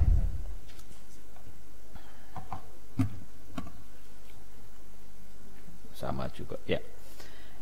That is same the slide with Prof. Ali Gufron said, but we are talking about this one. In Indonesia, we have the challenge with the demographic, also the population. As we know that our population now is 258 million. And the structure of the Indonesian population now increase for aging, some kind like this one. So we have to give a drive. What we put it health as input, what we put it health as output, outcome, and also the impact of the development itself. That is main of the indicator, but the geographical dimension, it's very prominent in the problem of Indonesia. So talking about the Java Island is very big difference with the Papua Island, some kind like this one. Yeah. Talking about the nutrition, we have a challenge with the stunting numbers. Based on the Riskersdas 2013, that the numbers the percentage is 37.2. Now we have 27.5 2016, but we are not enough to talk about the numbers. We have to prepare how to make a good or appropriate workers in the next future in terms of the dividend bonus or demographic. We are talking about the situation of smoker in Indonesia and another. That is almost all of the situation of public health situation in Indonesia. So what is the challenge to implement its SDG in Indonesia in terms of health and also public health issue? Next. Next slide. So, as I mentioned before, that SDG is the concept of the development. When we are talking about the SDG, we are talking about the cross-cutting issues. It's not only health itself. We look at health as a impact, health as an input, health as an output. It's not health itself. We talking about the multi-stakeholder related to the behavior, and the other challenge is how to make the governance. That is also the challenge, the big challenge when we are talking about that one. In terms of implementation, next. Terus aja. Terus semuanya dikeluarkan. Satu lagi. Talking about the data, for example, we have to understanding what is the data. As I mentioned before, that when we are talking about the stunting data, we have the two data. One is surveillance data, and the other is basic health data. So this is also the challenge when we are talking about the source of the data. So we also have the challenge when we are talking about the partnership. Even now we already have the regulation, the new regulation for SDG, Perpres nomor 579 tahun 2017. We also have a challenge when we are choosing the partnership in terms of provincial level and district level. In this Perpres, all of the district level and also provincial level must have a roadmap to achieve the SDG. But when we are talking about the challenge for make it partnership, it is not easier. I think in Indonesia, in Jakarta, it's easier to have a lot of expert academia from the university. But when we are going to the Nusa Tenggara Timur or to the Papua Island, I think we have difficulties to understanding and to also to gain the academia and also the others. Slide. So, if we are conclude the challenge of public health and also the opportunity of public health issue in terms of SDG, so we have decentralization also as a opportunity, because some of the mayor, some of the bupati, wali kota have an idea as a whole concept, and we have a gain. We have a benefit for the concept to implement it of the health. Fiscal control and also opportunity, because actually almost 85% of the district level now it's depend on the fiscal from the national government. So we can guide the district level to allocate the budget and to allocate the resources for the development. And the other one is infrastructure. It's also a challenge. As Prof. Ali also mentioned that now we have a lot of university, a lot of even the quality is not the standard, or no, some is standard, some under standard, but we have a challenge. We have opportunity to make a connectivity. Our challenge is the demographic structure, because we have differences one and another, and the other one is health worker equity is lack of control by the central government in terms of decentralization and the double burden of the health problem itself. So we already have regulation, and also we already have the guidance from the national level. The first one is we have minimum service standard. It is 12 indicators, and minimum service standard have to be implemented by the Bupati and Wali Kota in all of the district level.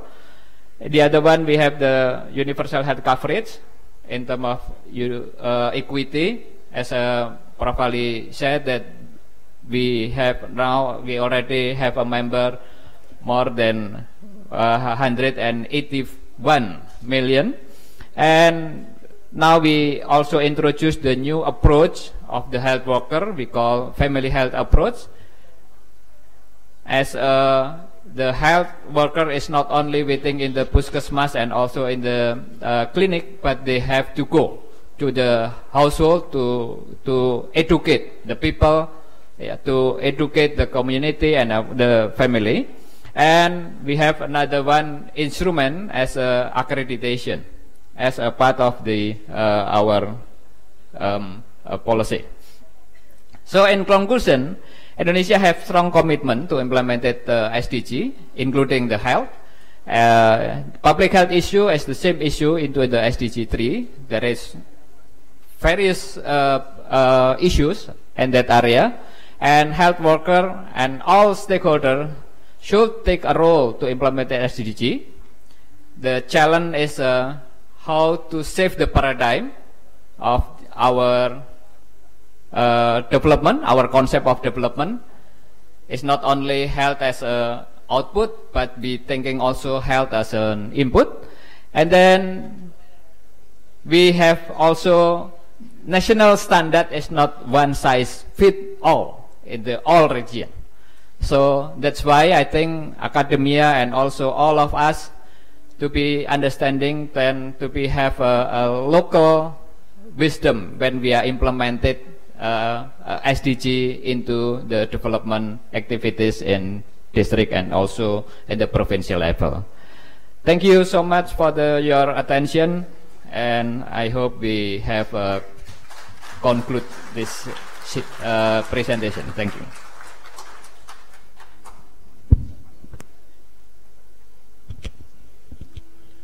Ladies and gentlemen, previous information from the organizing committee that Dr. Andung will directly continue with this discussion and go back to the Ministry of Health, but now he still can join the plenary discussion. So now we proceed with Dr. Suti Cho. Dr. Suti Cho is current position is Senior Consultant Physician, Taoyuan General Hospital, Ministry of Health and Welfare in Taiwan, Adjunct Associate Professor, School of Medicine, National Yang Ming University, Taiwan, elected member of Executive Board, the International Union for Health Promotion and Education. Her education is a medical doctor from National Yang Ming Medical School, postgraduate in National Taiwan University, and also PhD in National Taiwan University. Lot of working experience. I just read one. During 2013-2016, she is Director General Health Promotion Administration, Ministry of Health and Welfare, Taiwan. She has board certification as specialist in family medicine, and her major research area is health promotion policy, prevention and control of non-communicable disease, health services and health. She has a lot of publication. I think I don't have to read this. Your time, Dr. Sucipto, please.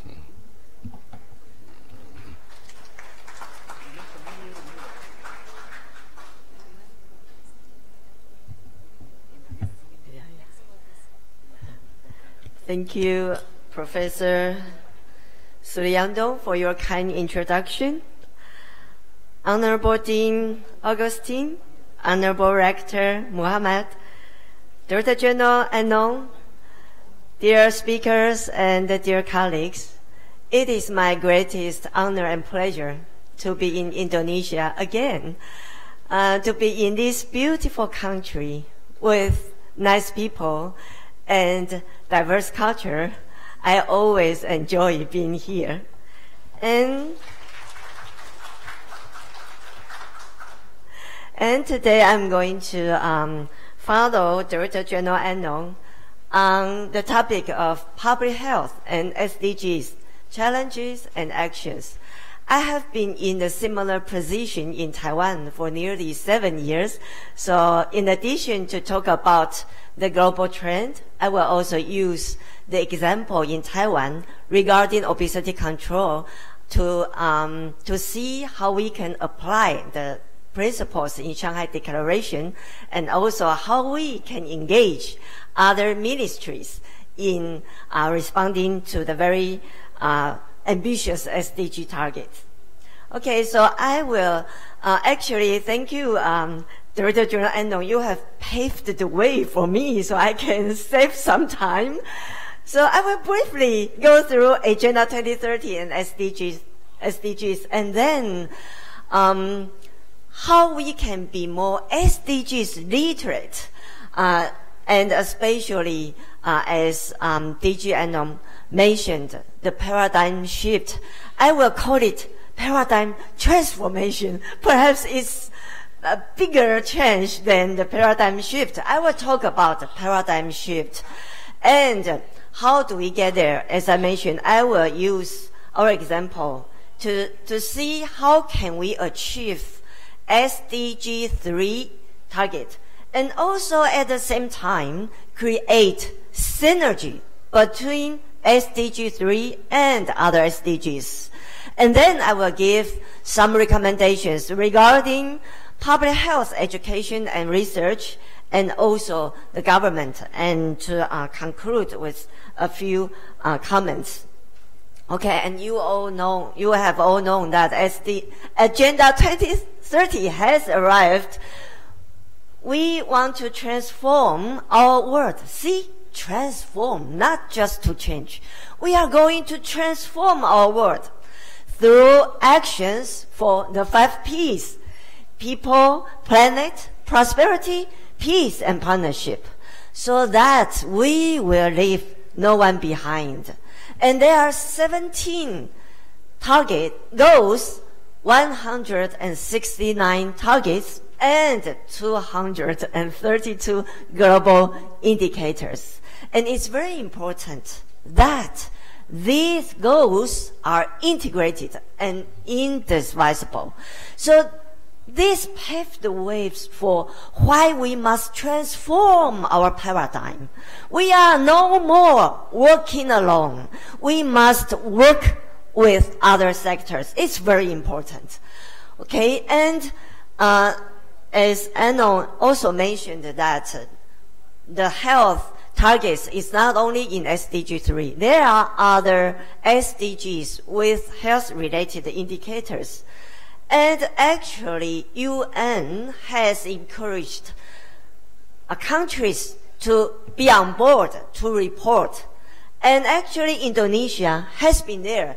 I have seen your national report. Marvelous. The year 2017, this is your national report. It's so well written. Please congratulate yourselves. It's amazing.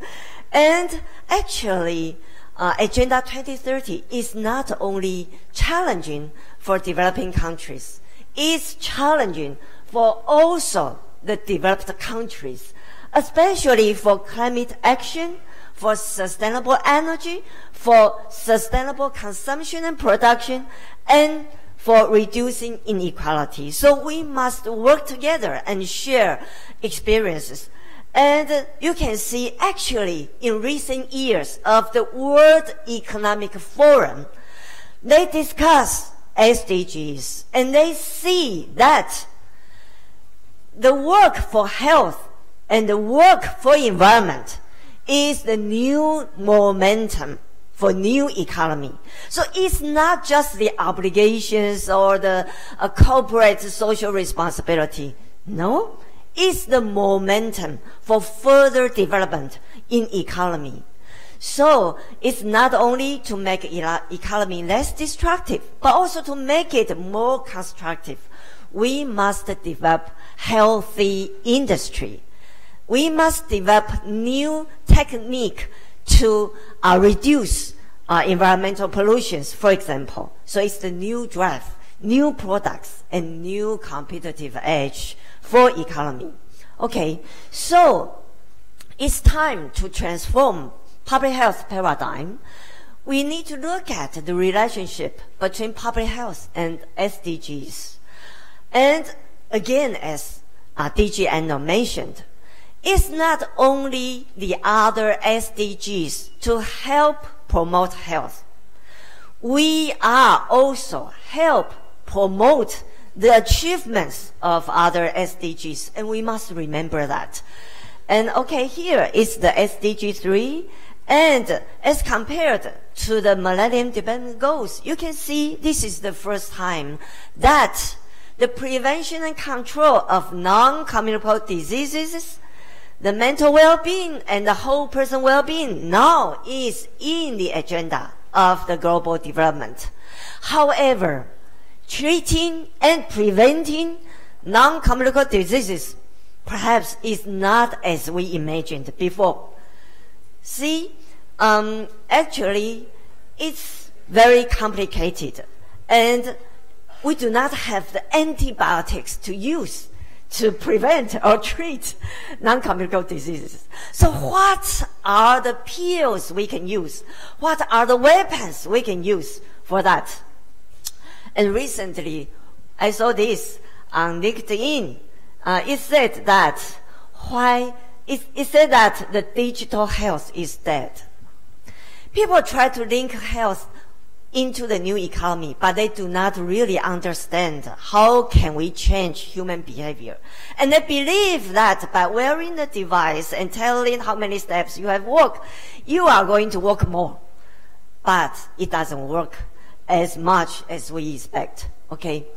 So how are we going to do? And here you can see 31 years ago in Ottawa Charter, it has been mentioned that there are prerequisites for health, peace, shelter, education, food, income, etc. And again, recently in Lancet, syndemics, which means health in context, co-occurring of diseases or health conditions that arise from or are exacerbated by the social, economic, environmental, and political determinants of health. So there are different determinants of health. So understanding this, when we are on the board of the government meeting with the other sectors, we can tell them that we can thank them for their contribution to better health. And again, social determinant of health, recently again, also in Lancet, they look at the impact of smoking, of alcohol, of unhealthy diet, of physical activity, of obesity. But they see that socio-economic status, social rank is still an independent factor associated with worse health, taking into considerations of other risk factors. So social rank is a risk factor too.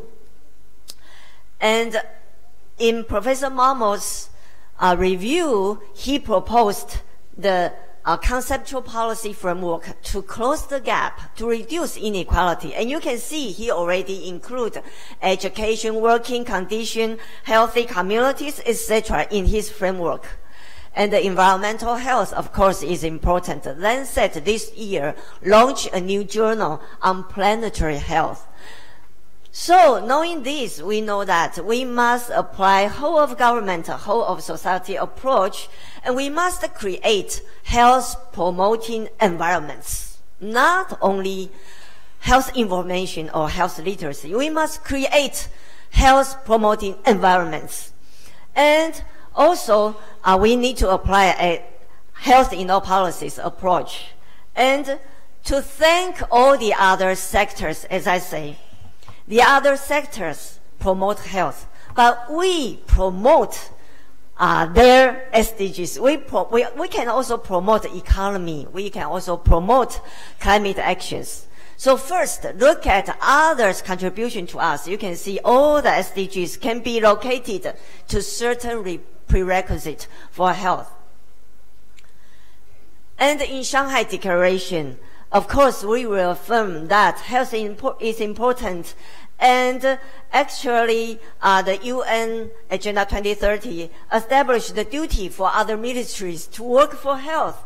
But what else? See the 3 priority actions.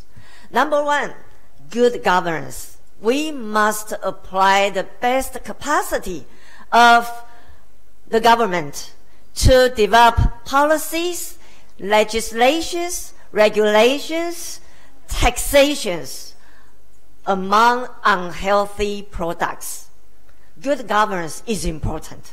Second, healthy and sustainable cities and communities, making the environments supportive for healthy behavior. So it's not just talking to people, eat less and exercise more. We must create the environments for their healthy behavior. And finally, health literacy for all. So health literacy is very important. We would like to empower everyone, but the other 2 things are also very important. And actually, they are even stronger and powerful than health literacy alone. But so what does it mean to work upon health literacy? In my example, I will show you that it's the community mobilization to help us go through the legislation and to create better environments. Okay, so it's healthy policy is important, but how do we do that? So now everyone is worrying about the 17 SDGs. It's very ambitious. And the whole government, the prime minister or the president, will need a lot of support. So public health sector, we can be aware of that. We prepare ourselves and we understand the influence of political, social, environmental, economic determinants on health. And we shall use the best opportunity to engage politicians and other sectors to work together. And we must be very careful. If I can see that in Indonesia, there is no such a problem. You have been doing a great job. But in other countries, the public health sector must be very careful about being marginalized if we do not show our power and our productivity. So we must transform our paradigm, and we can apply a synergy-based approach. We work for you and you work for me, and together we are stronger. So in one way, we go through the 3 priority actions: good governance, healthy cities and communities, health literacy for all. The other way, we would like to engage different sectors. We would like to create synergy between SDG 3 and SDG and other SDGs. I will show you how. So the first, again, these 3 action areas and healthy public policies. Good governance is actually most powerful. WHO has done the review upon the 6 strategies for tobacco control, NPOWER, and found that actually taxation is the strongest one, the most effective strategy. So healthy public policy, most powerful, however difficult to achieve. Actually, there are many conflicts of of interests. Whenever we say we want to do something very strong, then those industries will come out and say, oh, there's no way, it's bad, blah, blah, blah. So then we have to work from health literacy for all to mobilize our community to support us, and also to mobilize the providers of different sectors to create supportive environments. But at the same time, we create synergies. We must get prepared, we must empower and engage politicians, and we must address our new roles and opportunities, and we must do monitoring and to achieve accountability. So the first part I have gone through, how do we get prepared? So we know the context, we know what the other SDGs mean for health, and we would like to work together. And then we must engage politicians, okay? Because all decisions are political decisions. And in our activities, we can invite them. And we from the messages we deliver, and we must deliver our messages very carefully. We must advocate and mediate for the actions among SDGs, and we demonstrate our positivity and power. And the new roles is that not only the other sectors are going to promote health, we are going to co-produce climate friendliness and economic development. And we ourselves should also be a socially responsible corporate, okay? So, and then regarding monitoring and accountability, I think the biggest challenge is to link the data between different ministries, different systems, so that we can do further analysis to show that people who lost jobs 10 years ago, they will experience much higher mortality rate than the others 10 years later. So we need to link between different databases, and we need to use data as a communication tool and to use comparison of data to keep the energy on. Okay, so the example using obesity prevention as an example, because you can see actually by 2025, we already have to achieve 10% reduction in the prevalence of physical inactivity. And also we must stop the rise of obesity prevalence. Okay, so as I mentioned, I will show the example through both ways. I will go through the three actions. Number one, from social mobilization, supportive environments, and healthy public policy, to see how do we create new legislations from the social mobilization. But also, along the way, I will show you how do we engage politicians and address our new roles, and how do we use the data. See, we use the data to show that there is a problem, that in Taiwan, our prevalence of obesity, although lower than Western countries, but actually it's one of the highest in Asian countries. 1 in every 2 men, 1 in every 3 women in Taiwan is overweight or obese. And among children, it's 1 in every 4. And the prevalence is even higher than New Zealand and England and Germany. So, number one, we use data as a communication tool. And we also show health inequality on the map to see which counties are the places with highest prevalence. This is the way to, to engage them on board, to see, we have to work hard. And we must deliver the message very carefully. We do not say we have high prevalence, so we should tell people to eat less and exercise more. No, instead, we say the fault is not yours. We demonstrate the existence of the unhealthy economy, unhealthy environment. This is the obesogenic environment, and we say we must do something to change the environments so that we have healthier choices. Okay, and we set ambitious targets, and we would like to mobilize 600,000 people each year together to lose 600,000 kilograms. And the purpose is not only to lose 600,000 kilograms, is to together send a strong voice to the providers of foods and to the governments that we want it. We would like to lose weight, but give us the healthy meals and healthy and friendly meals. Okay, so it's very important to get people together. It's not individual education, individual approach. It's a collective change action. Okay, so we work through multiple levels and multiple sectors, and we engage the politicians. Before Lunar New Year, you know, actually Chinese people celebrate every festival with different kinds of foods.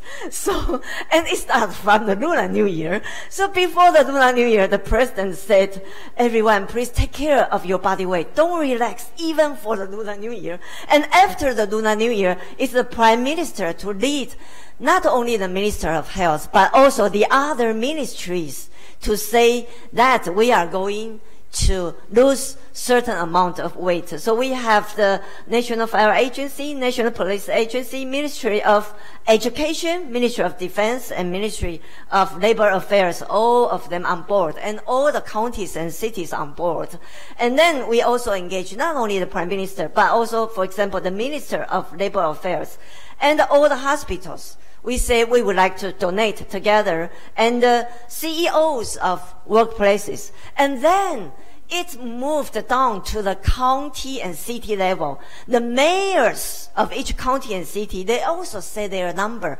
So they also stood out and leading all the CEOs and the principals of schools and everyone to say this is the amount we would like to lose. And it's important to take the picture of it. And there's no way to go return. 6 months later, we will check the results.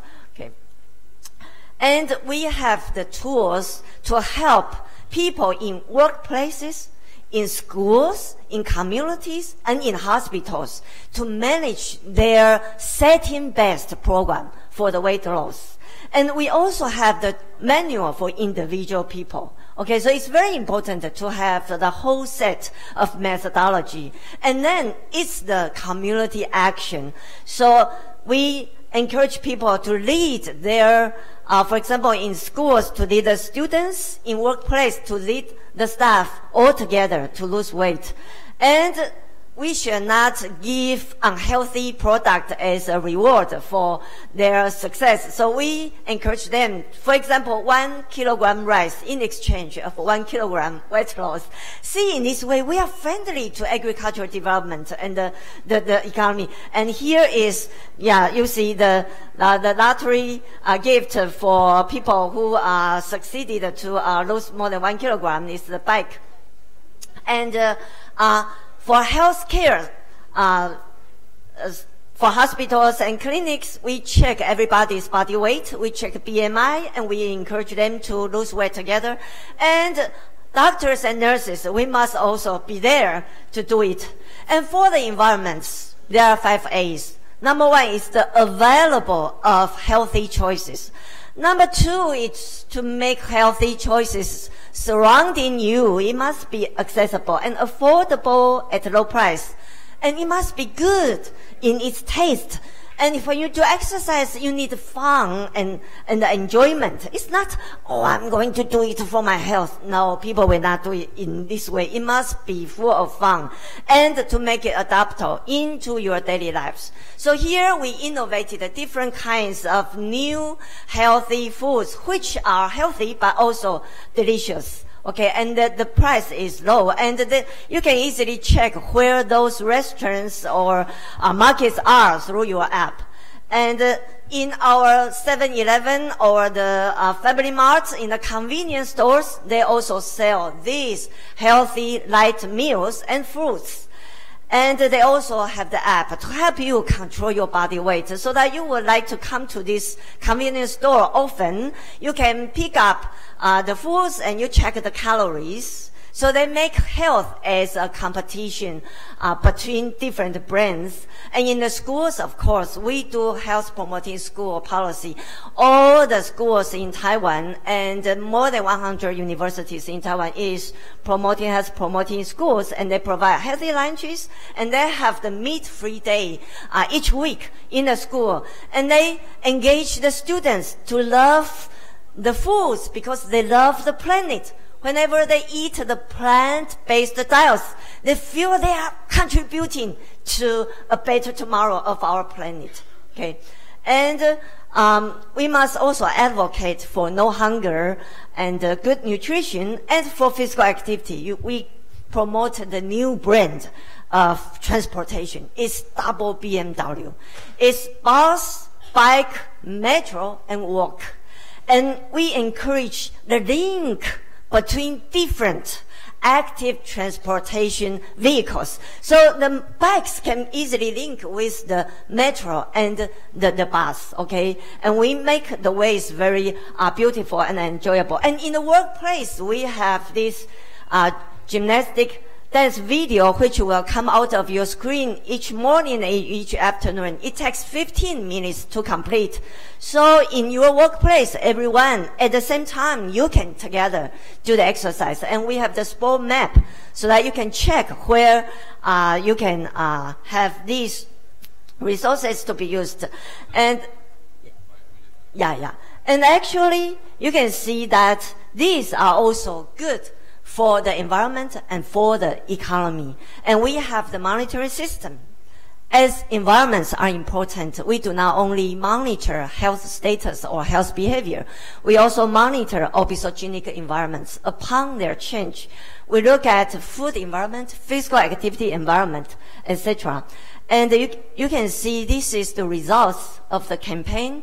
Different lines indicate different years. You can see that people joined and then they lose weight. And each year we managed to recruit more than 700 participants, and they lost more than 1 million kilograms. And in average, each one lose 1.6 kilogram. And actually, more people among the participants, people moved from unhealthy weight to healthy weight. So the number with healthy BMI increased. And more importantly, it's about the whole society, the whole country. So actually, we witnessed the change of the curve for primary school children, junior high and senior high school children. The prevalence of obesity declined. And for the adults, the slope of increase actually slowed down very much. We also look at different counties and cities. We would like to have those counties and cities with higher prevalence to lose more weight, okay? And in terms of physical activity, actually physical activity is not very efficient to lose weight. But by engaging people to lose weight together, we encourage them to do more exercise. And you can see a 65% increase in the prevalence of sufficient physical activity. It's to mobilize the whole society, not only by individual approach. And the use of green transportation also increased.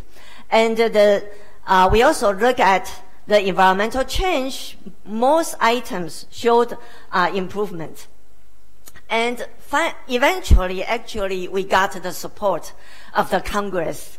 And we passed the law to require labeling of sugary content, not only on packaged food, but also in the prepared drinks. And also we banned the advertisement and promotion of unhealthy foods against children. And we decided the law has been passed to eliminate trans fatty acid in the year 2019. And we are still working on the other legislation, and we would like to have sugar tax. And you can see, so actually different SDGs support health outcome. You can see the supply from SDG 14, 6, 7, 9, and then the production and consumption, and then the health result and the better equity. But also we can show that obesity prevention can support other SDGs by creating demand to reorient economic development, by enabling and supporting the food sector, by co-benefiting the environment, etc. So you can show your co-production on other SDGs. And we ourselves can be a healthy corporate to purchase healthy foods and to improve working conditions for our staff. You can see you can make your hospitals green and active. And so finally, I will give you my recommendations. Number one is the modern public health training for paradigm, for a new paradigm. So we need to take into considerations of other determinants, and we learn how to improve public health system and the global perspective. For example, we build SDG literacy, we strengthen system capacity. So not only individual-based capacity, we also need to strengthen system-based capacity to change the system. And for public health education and training, we also think regarding the values and characters. We think the future public health workers, we would like to build in curiosity, respect for sciences, motivation and passion, the willingness to initiate new actions, but also willingness to take risks, because we are actually in a jungle full of different interests against health. And we would like to make broad connections, and we also need to have integrity and public health ethics. And the skills include capacity to apply and to generate data and evidence, and leadership and collaboration. And then the governor's skills, remember that we have the weapons like legislation. We need to learn how to get legislation go through. And the awareness of the new communication media. I saw that you have wonderful apps for everything. It's wonderful. And smart public health and the ability to do ethical analysis when we are in a dilemma. And for public health research, I think for knowledge generation, it's important to demonstrate effectiveness of various SDGs to improve health, and also the effectiveness of us to help achieve other SDGs.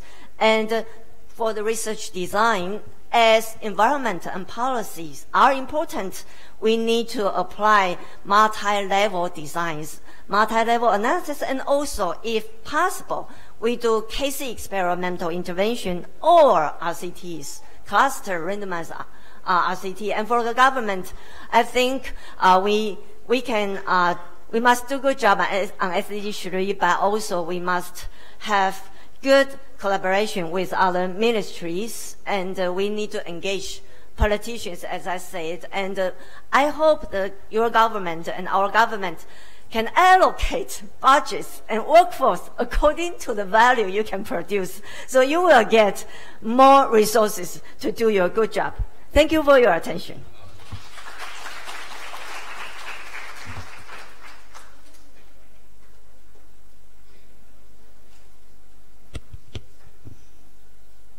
Ladies and gentlemen, we will have a panel discussion, but we still wait for a while for the reset of the...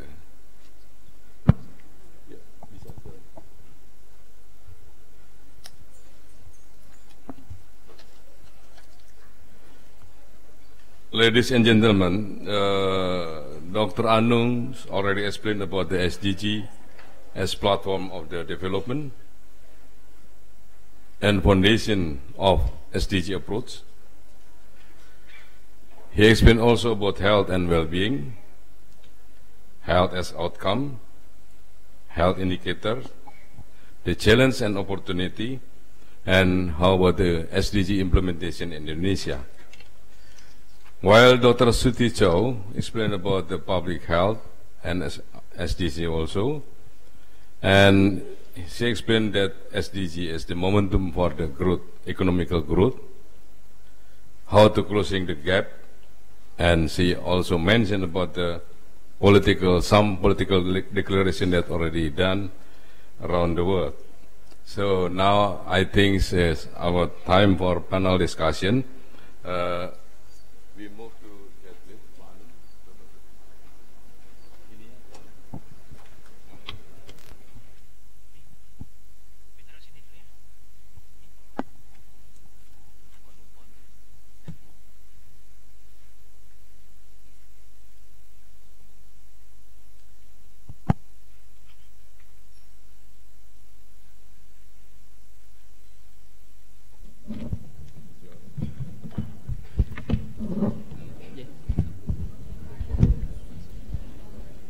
So, ladies and gentlemen, now is your time. If you have a question or comment on this presentation or clarification from both Dr. Anung and also Dr. Sutichau. Yeah, mention your name if you have question or comment. Yeah, Prof. Hadi Pratomo.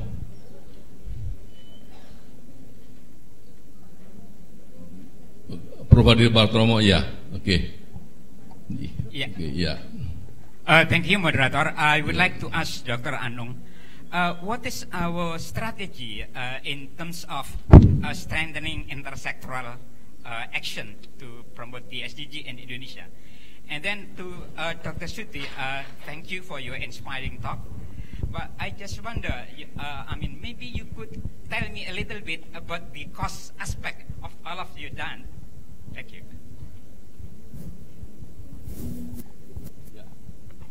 Yeah, okay. Your time, Pak. Okay. Mention your name first, Pak. Yeah. Thank you very much. My name is Anwar Hassan from Department of Health Promotion. I'd like to ask some question for Dr. Su Tichau. I really like your presentation, the huge presentation. Yeah, but my question is very simple.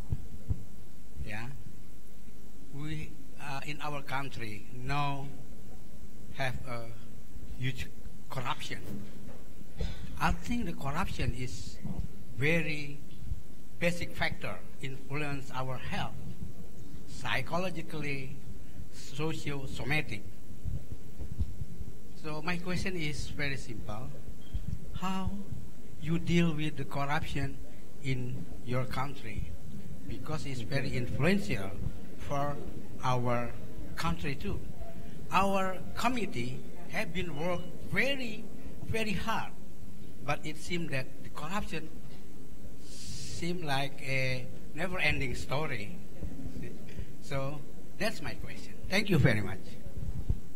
Yeah, another one's question. Oh yeah, okay, okay. You, okay. Okay, sir. Thank you. My name is Joe from Manado, North Sulawesi.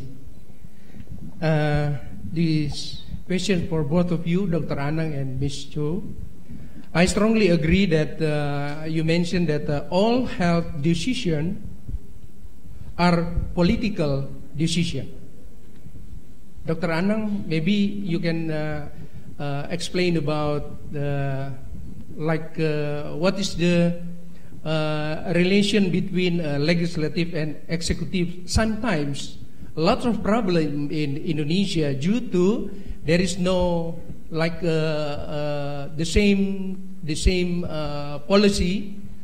For instance, for tobacco control for non-communicable diseases. And for nutrition, Ms. Cho already mentioned that in school there are lots of regulation. Like in Australia, all the school from primary school, secondary school, they're not allowed to sell soft drink in every school. But in Indonesia, sometimes there's a political games a little bit difficult.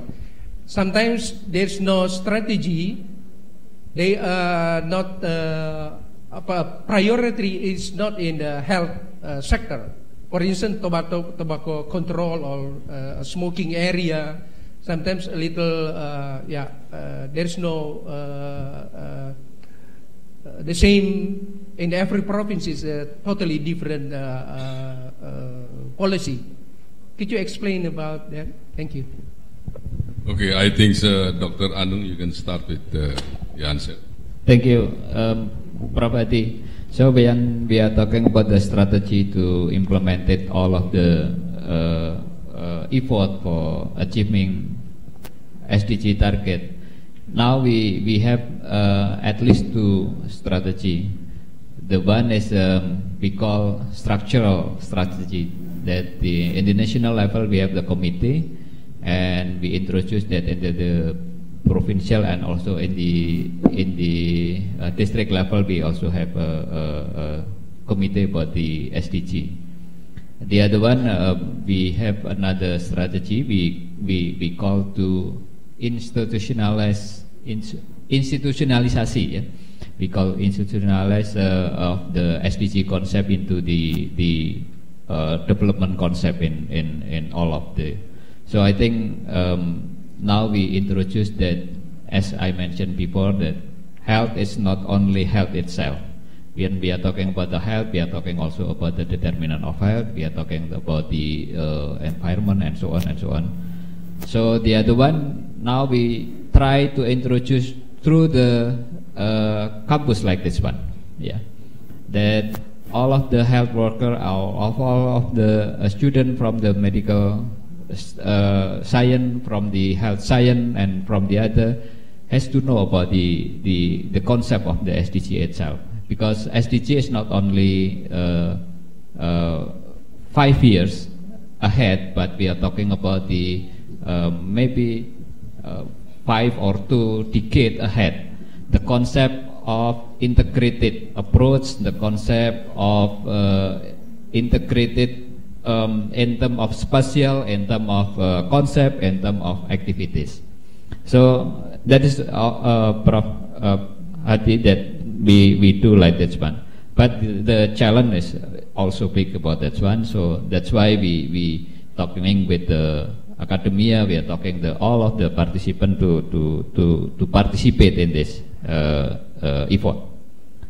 Pak Chu, when we are talking the relation between executive and legislative, so I think that is a science.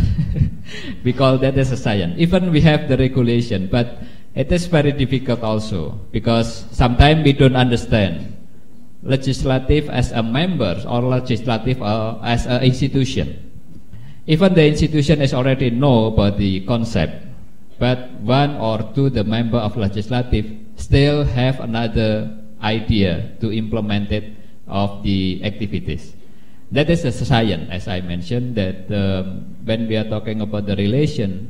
So I think based on the health worker itself, yeah, such as us and other my staff and other health personnel, to understanding about the scenario.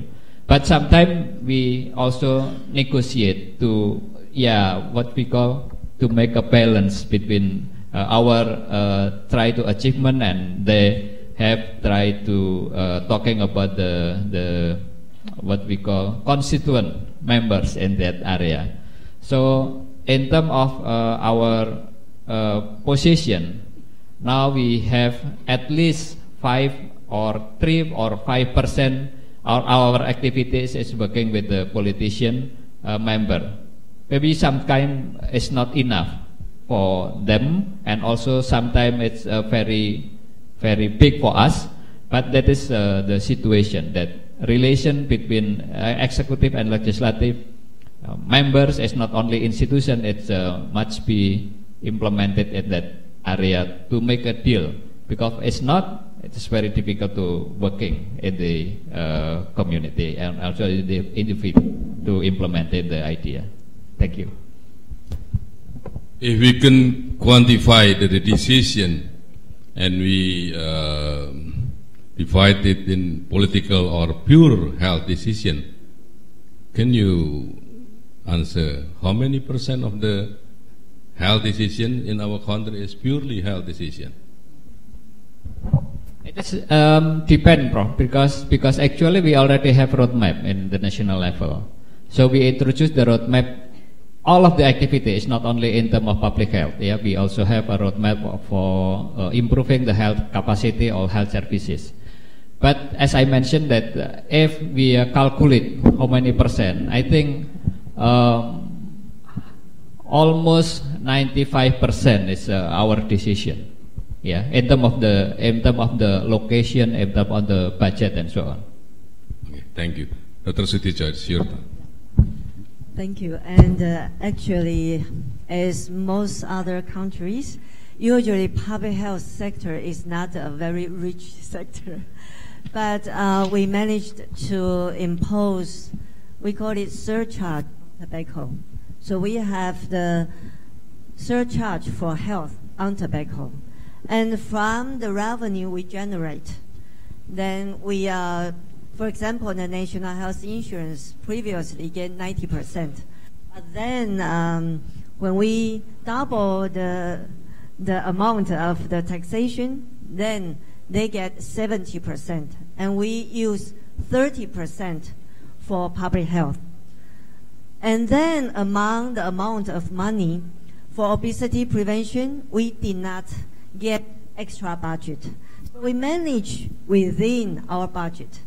And we do not pay for anything. So, for example, the rice is from the local government because the mayor has to promote the people eat rice, because in Taiwan there's fewer and fewer people eat rice. So when they are promoting for rice, then we link their promotion with healthy weight management. So actually we are mediating resources instead of spending all the money from our own. This is number one. Number two, we do performance management. So among the whole budget for local governments, we have priority topics and we have performance indicators. So, and the budget were given 2 times. The first time is based on your population, your land area, the inequality status. So the area with land resource will get proportionately higher budget. But then for the second portion, we look at performance. So if you do better, you get the extra part. And that part will go into the local, how do you call it? The local Congress that to review the budget. So the mayor and the local politician will know, did we get beyond our expectation or less? So that's another pressure for our people to do a good job. So in this way, we did not spend a lot of money. But it's, as I say, make health and performance your rule to allocate resources. So it's only the way we distribute our resources. And regarding corruption, I'm not a good expert, but I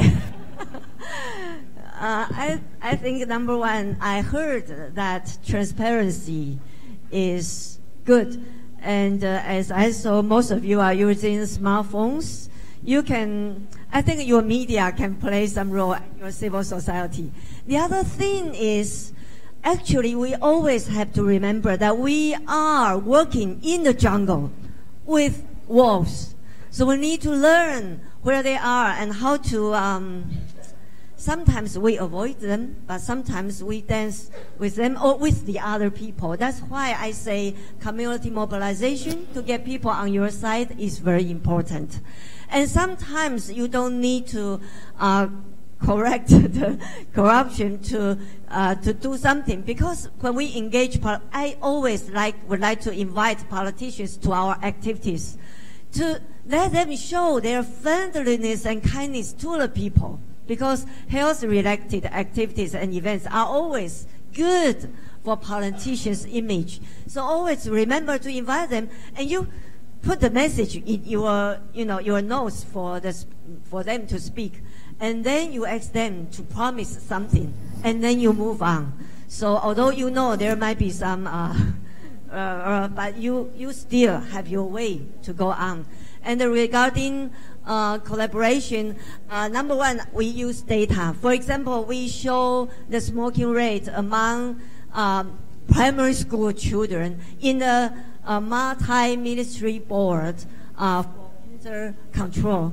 And then, of course, the prime minister or the person on behalf of the minister will say, oh, it's terrible that some of our children started to smoke at such a young age. So you use that platform and you present data. And then you prepare your proposal. And usually the chair will say, now, you, Ministry of Health, of Education, you must work with Ministry of Health to produce an action plan to take care of this problem. So you can use that platform to engage the other sectors, but data is very important to show that there is a problem and we would like to change the problem. And always, I think, but the informal conversation is also important. So usually, if possible, we have to telephone, we call the other people in other sectors for everything we are going to do, including when we are going to throw the bomb upon them. So we communicate and we try to, if they don't need the bomb, then we will not throw the bomb. And we say, oh, no, let's get agreement, MOU on improving children's health, on developing health promoting schools, etc. So the informal conversation is also important. Yeah, thank you. Thank you, Dr. Sudijou. So, Pak Anwar, corruption question is not that easy to answer. Not easy to ask, and also not easy the ending of the situation. Okay, now we come to the second round of the discussion. If there is still any question.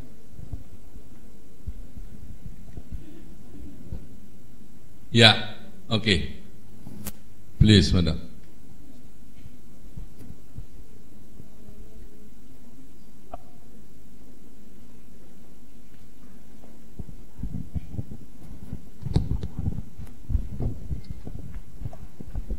Yes, thank you for the opportunity given to me. My name is Cecilia. I'm from Manado, North Sulawesi. I want to ask something. The simple questions. Should we be optimistic? And we know while the SDGs constitute a political commitment, they will not be legally binding. Like that. Thank you. Another? Any more question? Comment? Yeah. Okay. I want to ask Mrs. Shuti Chow. My name is Wulida from Universitas Indonesia. It's interesting in your slide mention about 1 kilogram rice to reduce about 1 kilogram weight. In Indonesia, rice is rice. It's not difficult to replace rice with another food in most people in Indonesia. Mostly people say that it's not a breakfast if you don't eat rice in the morning. Let's say I see my friend eating her bread and drinking coffee in the morning. So I asked her, your breakfast, my friend? She said, no, it's only bread, it's not rice. So my simple question is, how is your strategy in Taiwan to replace rice with another nutrition food? Thank you very much. One more question? Oh yeah, okay. From the back.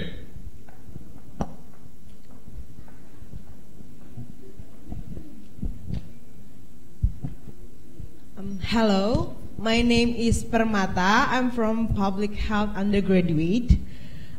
First, you already said that data is very important to do an action. But what I heard from my lecture and some information that Indonesia have a lack of quality data. We sometimes have over-reported data or under-reported data, so we cannot have a clear measurement to do an action and not I think it's not really to the target because the data is not, the quality is not really good in Indonesia. However, to do that and to prevent the delay to do the prevention of some diseases or others, how we can do if, first, if we should make sure the data is really good first, or there's any action that the government or the institution can do to prevent without, if we do not have the data to do that. Okay, thank you. Yeah, now Dr. Shuti Chow start with the... Thank you. Number one, I think you asked whether we can be optimistic. Well, I think we must be optimistic. And we can be optimistic. See, your country is already on board. A lot of countries are already there. And seeing that our neighbor, mainland China, they declared last year, before the Global Health Promotion Conference, they declared their Healthy China 2030 plan. And they declared to make healthy industries, healthy development as their momentum. So to me, I think we must and we can be optimistic. And of course, especially when there are such a monitoring framework about progresses, I'm sure every year people will review and see where we are. And the countries which will drop behind will be able to learn from the countries which had better progresses. This is number one. Number two is about the rice. Yes. You asked me how do we promote our rice? Oh, that's a very difficult question. We are still working on it because our new generation, they just didn't like rice. But we can, as I mentioned, we can always start somewhere. So we must be optimistic and we must do something. So for people, for the adults, we talk about the good part of rice, but we also try to improve it because in Taiwan we eat the very soft, sticky rice, which may not be so good for our blood sugar. So we encourage our Ministry of Agriculture to plant other kinds of seeds, and we mix up the whole grains and we promote it. So we work on the innovation, we work on the supply, and we do the social marketing for the rice. And the last question is about data. Actually, there is no perfect data in the world, so don't worry. No matter is, of course, we would like to improve the quality, but usually only after you use it and you realize, or people realize that the quality needs to be improved, and you get the resource you need to improve the surveillance system and your data. So number one, do not be so afraid. And number two, actually, you can always get some data. You can always get some. Starting from the mortality statistics, there are already a lot of stories there. So the problem is not in how many or how good the data we have. The problem is we must use it, we must apply it, and then we will continue to improve. So don't worry. Okay. Thank you, Dr. Shuti. Dr. Anu, I think you can give addition for this answer. Yeah, talking about the optimist or pessimist, I think we have to optimist about that. Yeah, we already done with the system. Now we try to implement it. As Dr. Xu also introduced us that Indonesia, I think, as maybe not more than 20 countries have a voluntary national report to the SDG in 2016. Yeah. So I think that is our modality when we are talking about the optimists. But we are not talking about the report. Now we are talking about the result itself. in the community level and the national level, and also all of the policy maker into the development in Indonesia. That is our challenge, because as you know that next year we will have more than 165 new Bupati, Wali Kota, and also the governor. Yeah, 2019 we will have the new president with the new parliament members, and also the new almost 150 Bupati and the new Bupati, Wali Kota. So I think we introduce, even slowly, but we try to introduce them to understanding about the concept, and we try to influence the concept into the development concept in terms of district, provincial, and also the national level.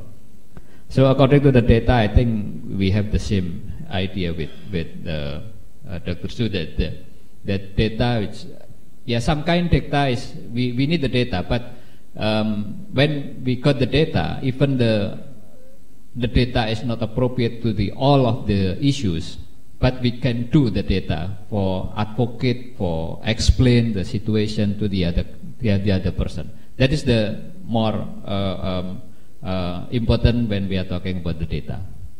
Thank you, Mr. And how about the rice problem in our country? I'm not expert for the rice problem. But we try now. We try to understanding. In Indonesia, we also have the red rice. It's not only white rice, but now we trying to shifting from the white rice to the red rice. But in some of the area, we try also to change with the other carbohydrate sources, I think. Okay, thank you, Dr. Anung. Ladies and gentlemen, I think in every aspect of life, I think that we have to be optimistic, include in how to reach the SDG goals.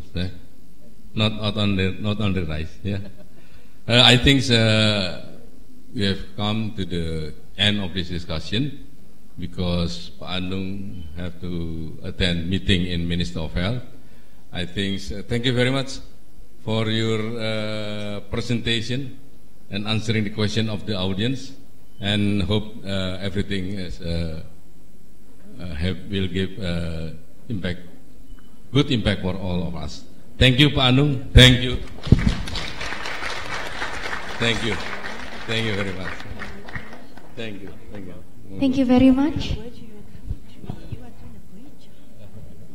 We invite Prof. Dianto, Dr. Anung, Prof. Suticho to come up to the stage, because there will be a handing of token of appreciation followed by a group photo session for this first plenary session. A very fruitful material today.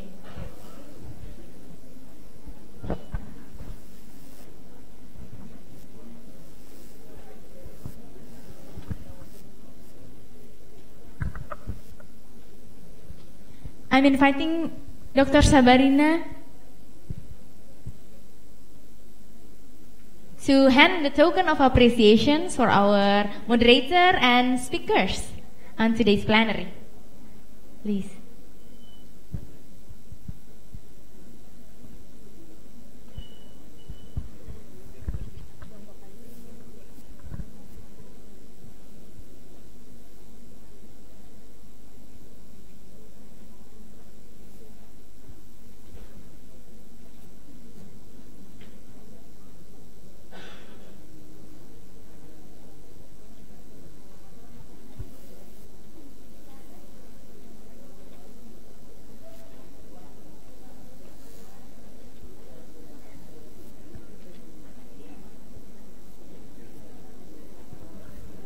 Yes, and for the group photo session, I would like to invite again later on Mrs. Dean, Mr. Rector, to have a group photo session.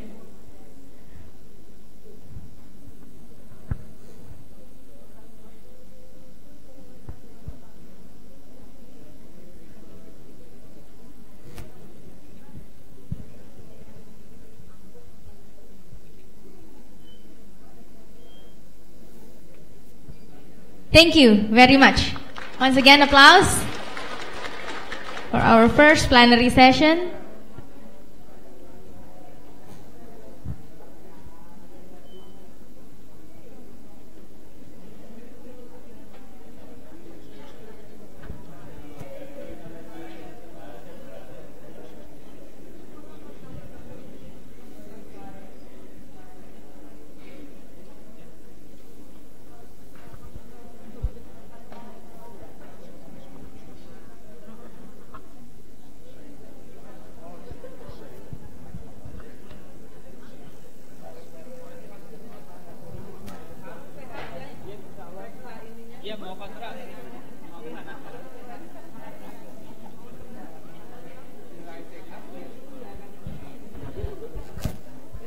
Ladies and gentlemen, we will proceed to our last agenda.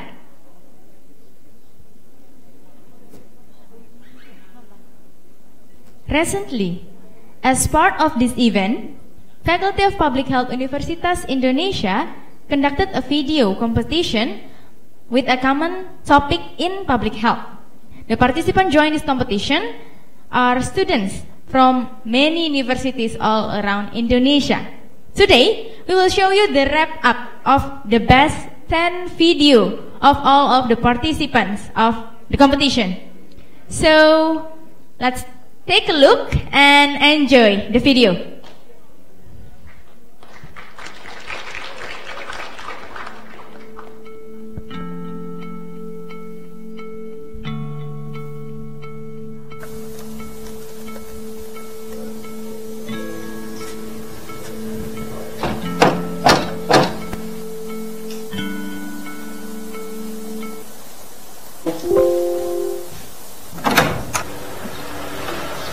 So this video comes from Muhammad Ihsan Al-Farisi from Faculty of Medicine, Universitas Lambung Mangkurat, Banjarbaru, South Borneo. The title of the box.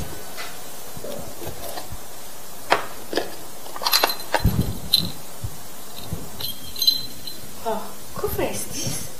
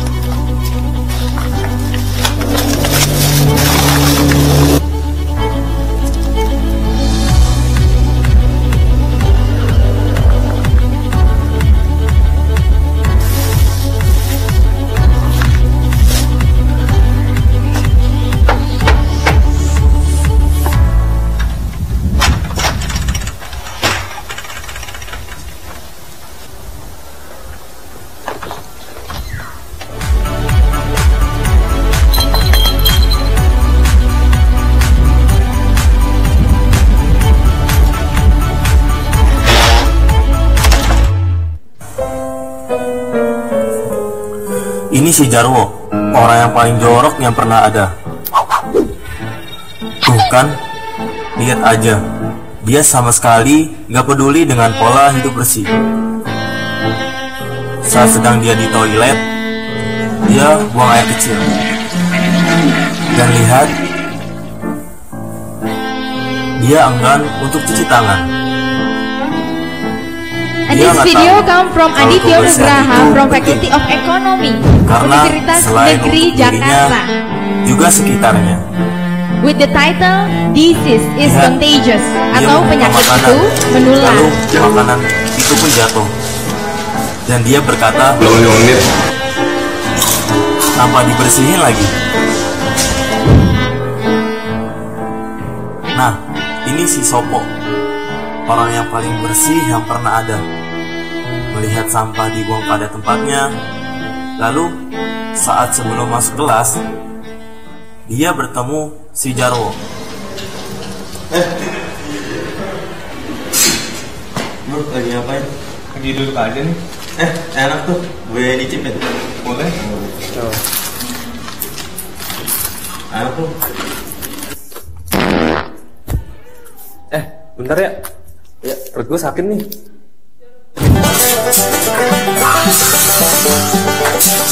Enak nih. Tos dulu ah.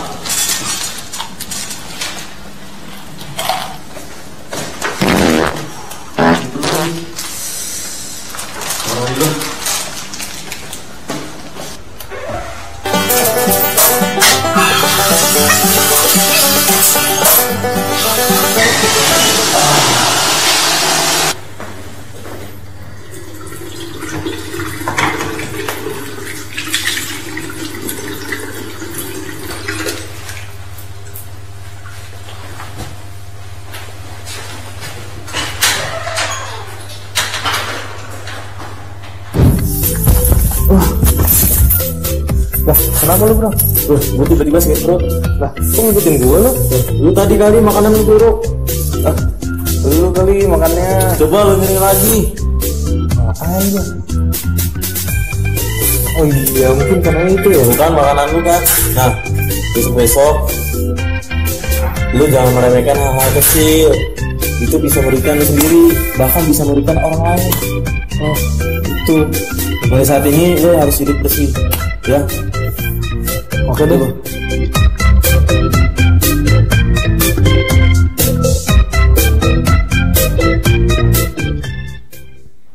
Our next video is from Yunus Kurniawan from Health Polytechnic Ministry of Health Bengkulu, Sumatera, with the title Pollution in Environment, pencemaran lingkungan.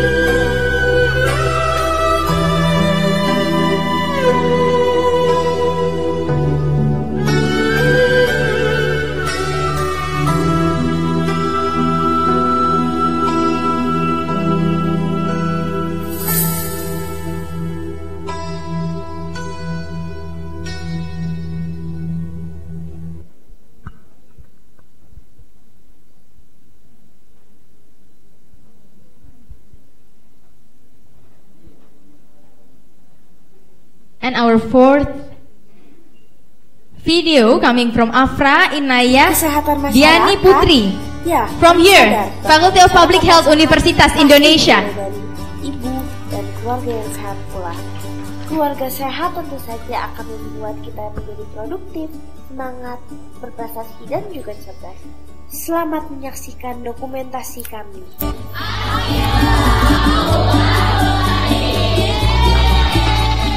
Penelitian ini dimulai dimulai dari kegiatan pengalaman belajar lapangan yang dilakukan di RW 5, Kecamatan Babakan Madang, Desa Sentul.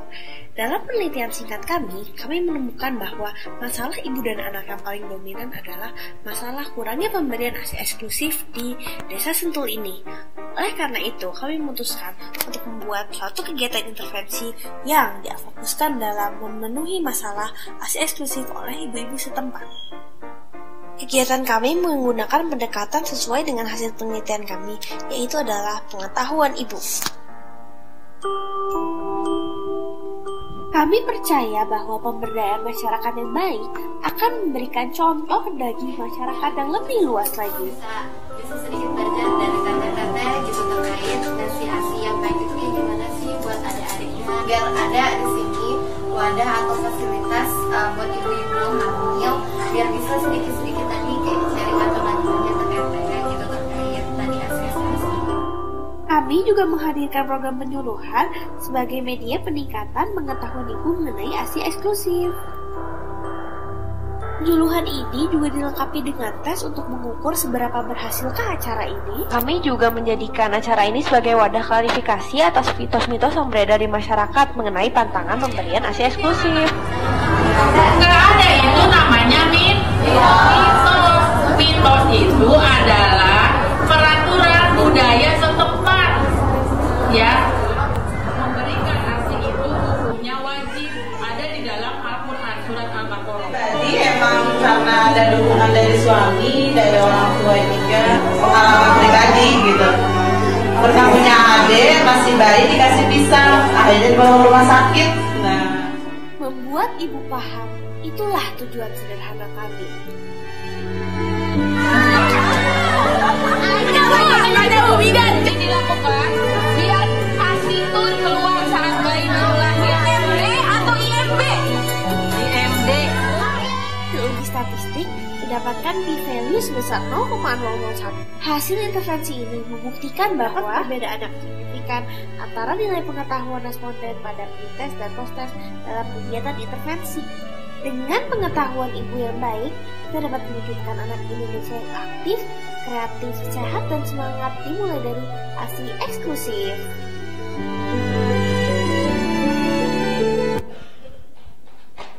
Thank you, and the fifth video is from Eldora Suli, Katarina and Andres from Institut Teknologi Bandung, Pharmacy Department. With the title, Is This Yours?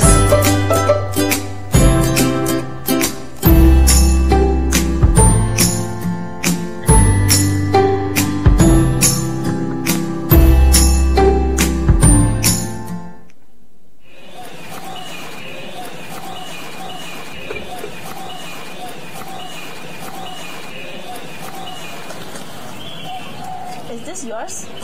Excuse me? Don't you think it's better for you to throw this into the trash can? So? Someone else would take care of it. Really? Let me show you how to live well.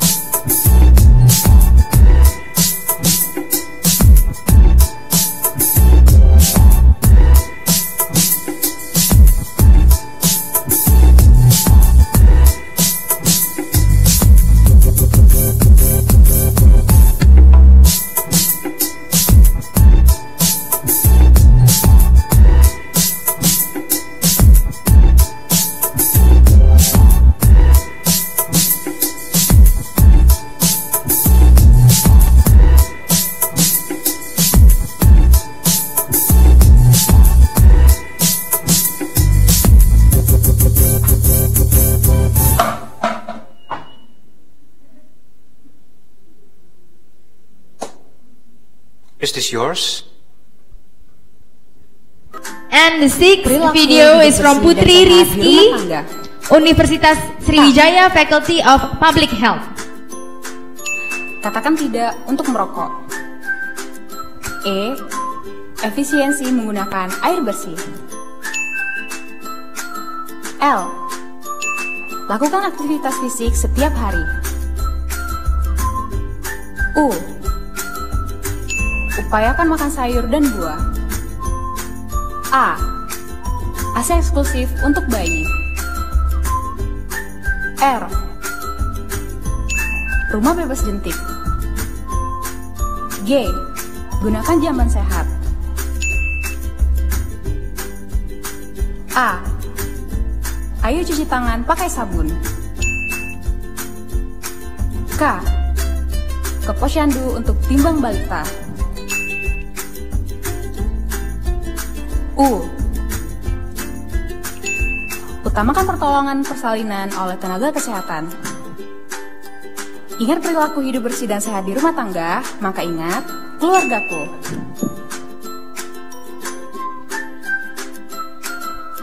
And the next video is from Geisha Arugya Bestari, again from the Faculty of Economy Universitas Negeri Jakarta. Untuk pencemaran air nih, tanya dok. Masyarakat yang tinggal di bantaran itu masih belum sadar kalau misalnya buang injak di sungai itu membahayakan. Nah, sebenarnya seperti ini. Bagi mereka yang membuang injak ke sungai, mereka tidak merasakan efek buruknya karena air sungai mengalir dari hulu ke hilir. Tapi, apakah dengan tetangga-tetangga lainnya yang menggunakan air sungai untuk mencuci, mandi, dan lain-lain? Sehingga kasus diare yang tidak tuntas karena mereka memakan bakteri E. coli yang disebabkan dari tinja itu sendiri. Coba bayangkan betapa menjijikannya jika manusia mengkonsumsi kotoran manusia lain secara tidak langsung. Emangnya air itu nggak akan habis ya dok? Tidak, namun juga air bersih akan berkurang jika disalahgunakan dengan cara mencemarinya. Loh, kan ada siklus air. Benar, namun jika manusia mengkonsumsi air terus-menerus untuk hal yang konsumtif saja, bukan tidak mungkin air hujan yang turun bukan lagi air yang bersifat netral, namun hujan massal yang justru berbahaya bagi makhluk hidup. Lalu, kenapa sih kita harus menjaga ekosistem kita? Jika bukan kita, siapa lagi? Menjaga ekosistem bumi kita berarti mendukung seluruh komponen lingkungan kita, seperti air, tanah, udara, apinya nggak usah.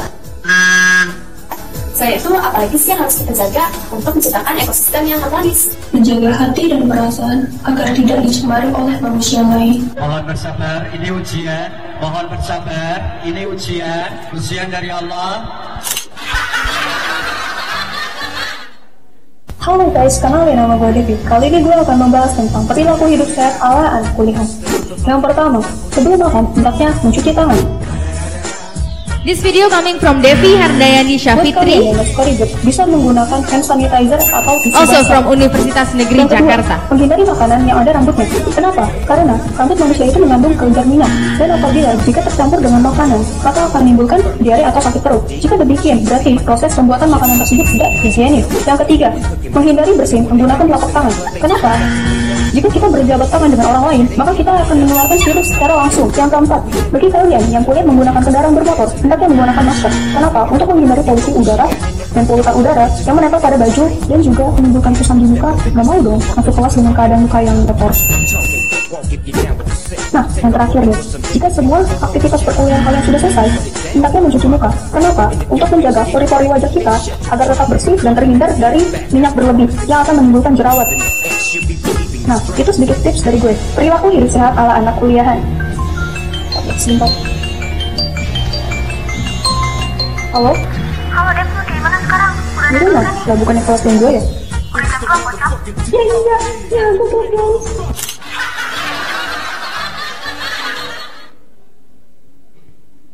The ninth video coming from Leili Atik Supriyatin from Universitas Indonesia, Faculty of Mathematics and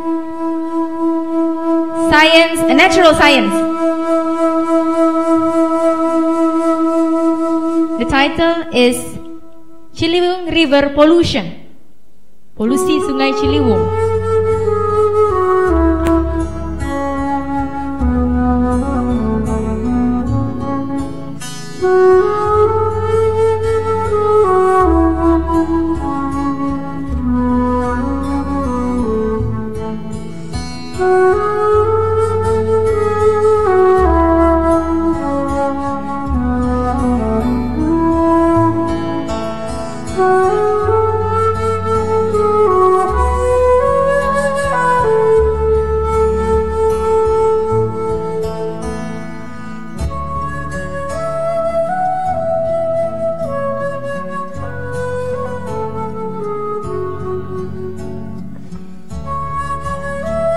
And the last video coming from Danika Purnasari, again from Universitas Indonesia, Faculty of Administration Science.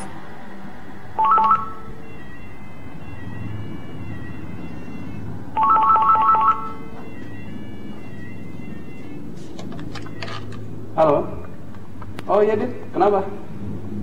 Oh, pergi sana. Yaudah, gue baru nyampe sih, gue mandi dulu bentar ya. Ntar kalau udah mau berangkat gue kabarin. Oke, sip. Dah.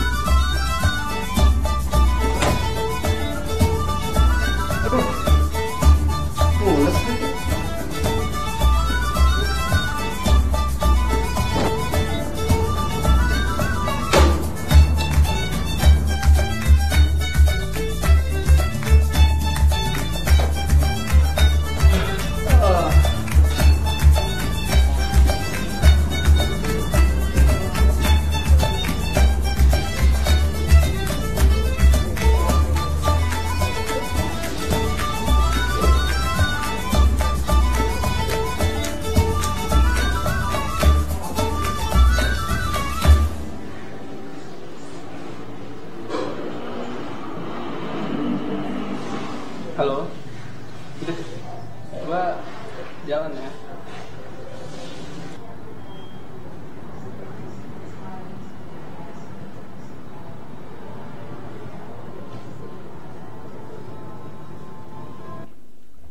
Thank you very much. So that's all 10 video, best video in the video competition of Faculty of Public Health Universitas Indonesia Science Festival 2017. And the winner is still a secret because it will be announced on the last day of this event or in the closing ceremony. So don't forget to come to the closing ceremony too of this event. And right now we will have a lunch break. After this session, there will be a parallel symposium session on the G building here in the Faculty of Public Health Universitas Indonesia. The list of panel presentation is available on your program book, and the information also available on the board in lobby A.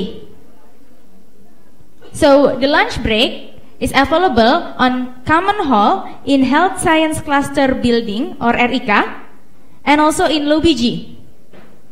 For the VIP guests, the lunch is available in the staff lounge in B building. And one important information is also during your lunch break, please enjoy the poster presentation also in Common Hall and in lobby G. Don't forget to choose your very favorable poster. You have already the sticker on your name tag. Musola located in the Health Science Cluster Building, RIK, 2nd floor. And before I close this session, please do not leave your valuable belongings such as laptop or handphone in your bag without any supervision. Thank you very much. We'll see you again in lobby G for a symposium session. Have a good lunch and see you again in parallel presentation. Thank you very much. Wabillahi taufiq wal hidayah. Wassalamualaikum warahmatullahi wabarakatuh.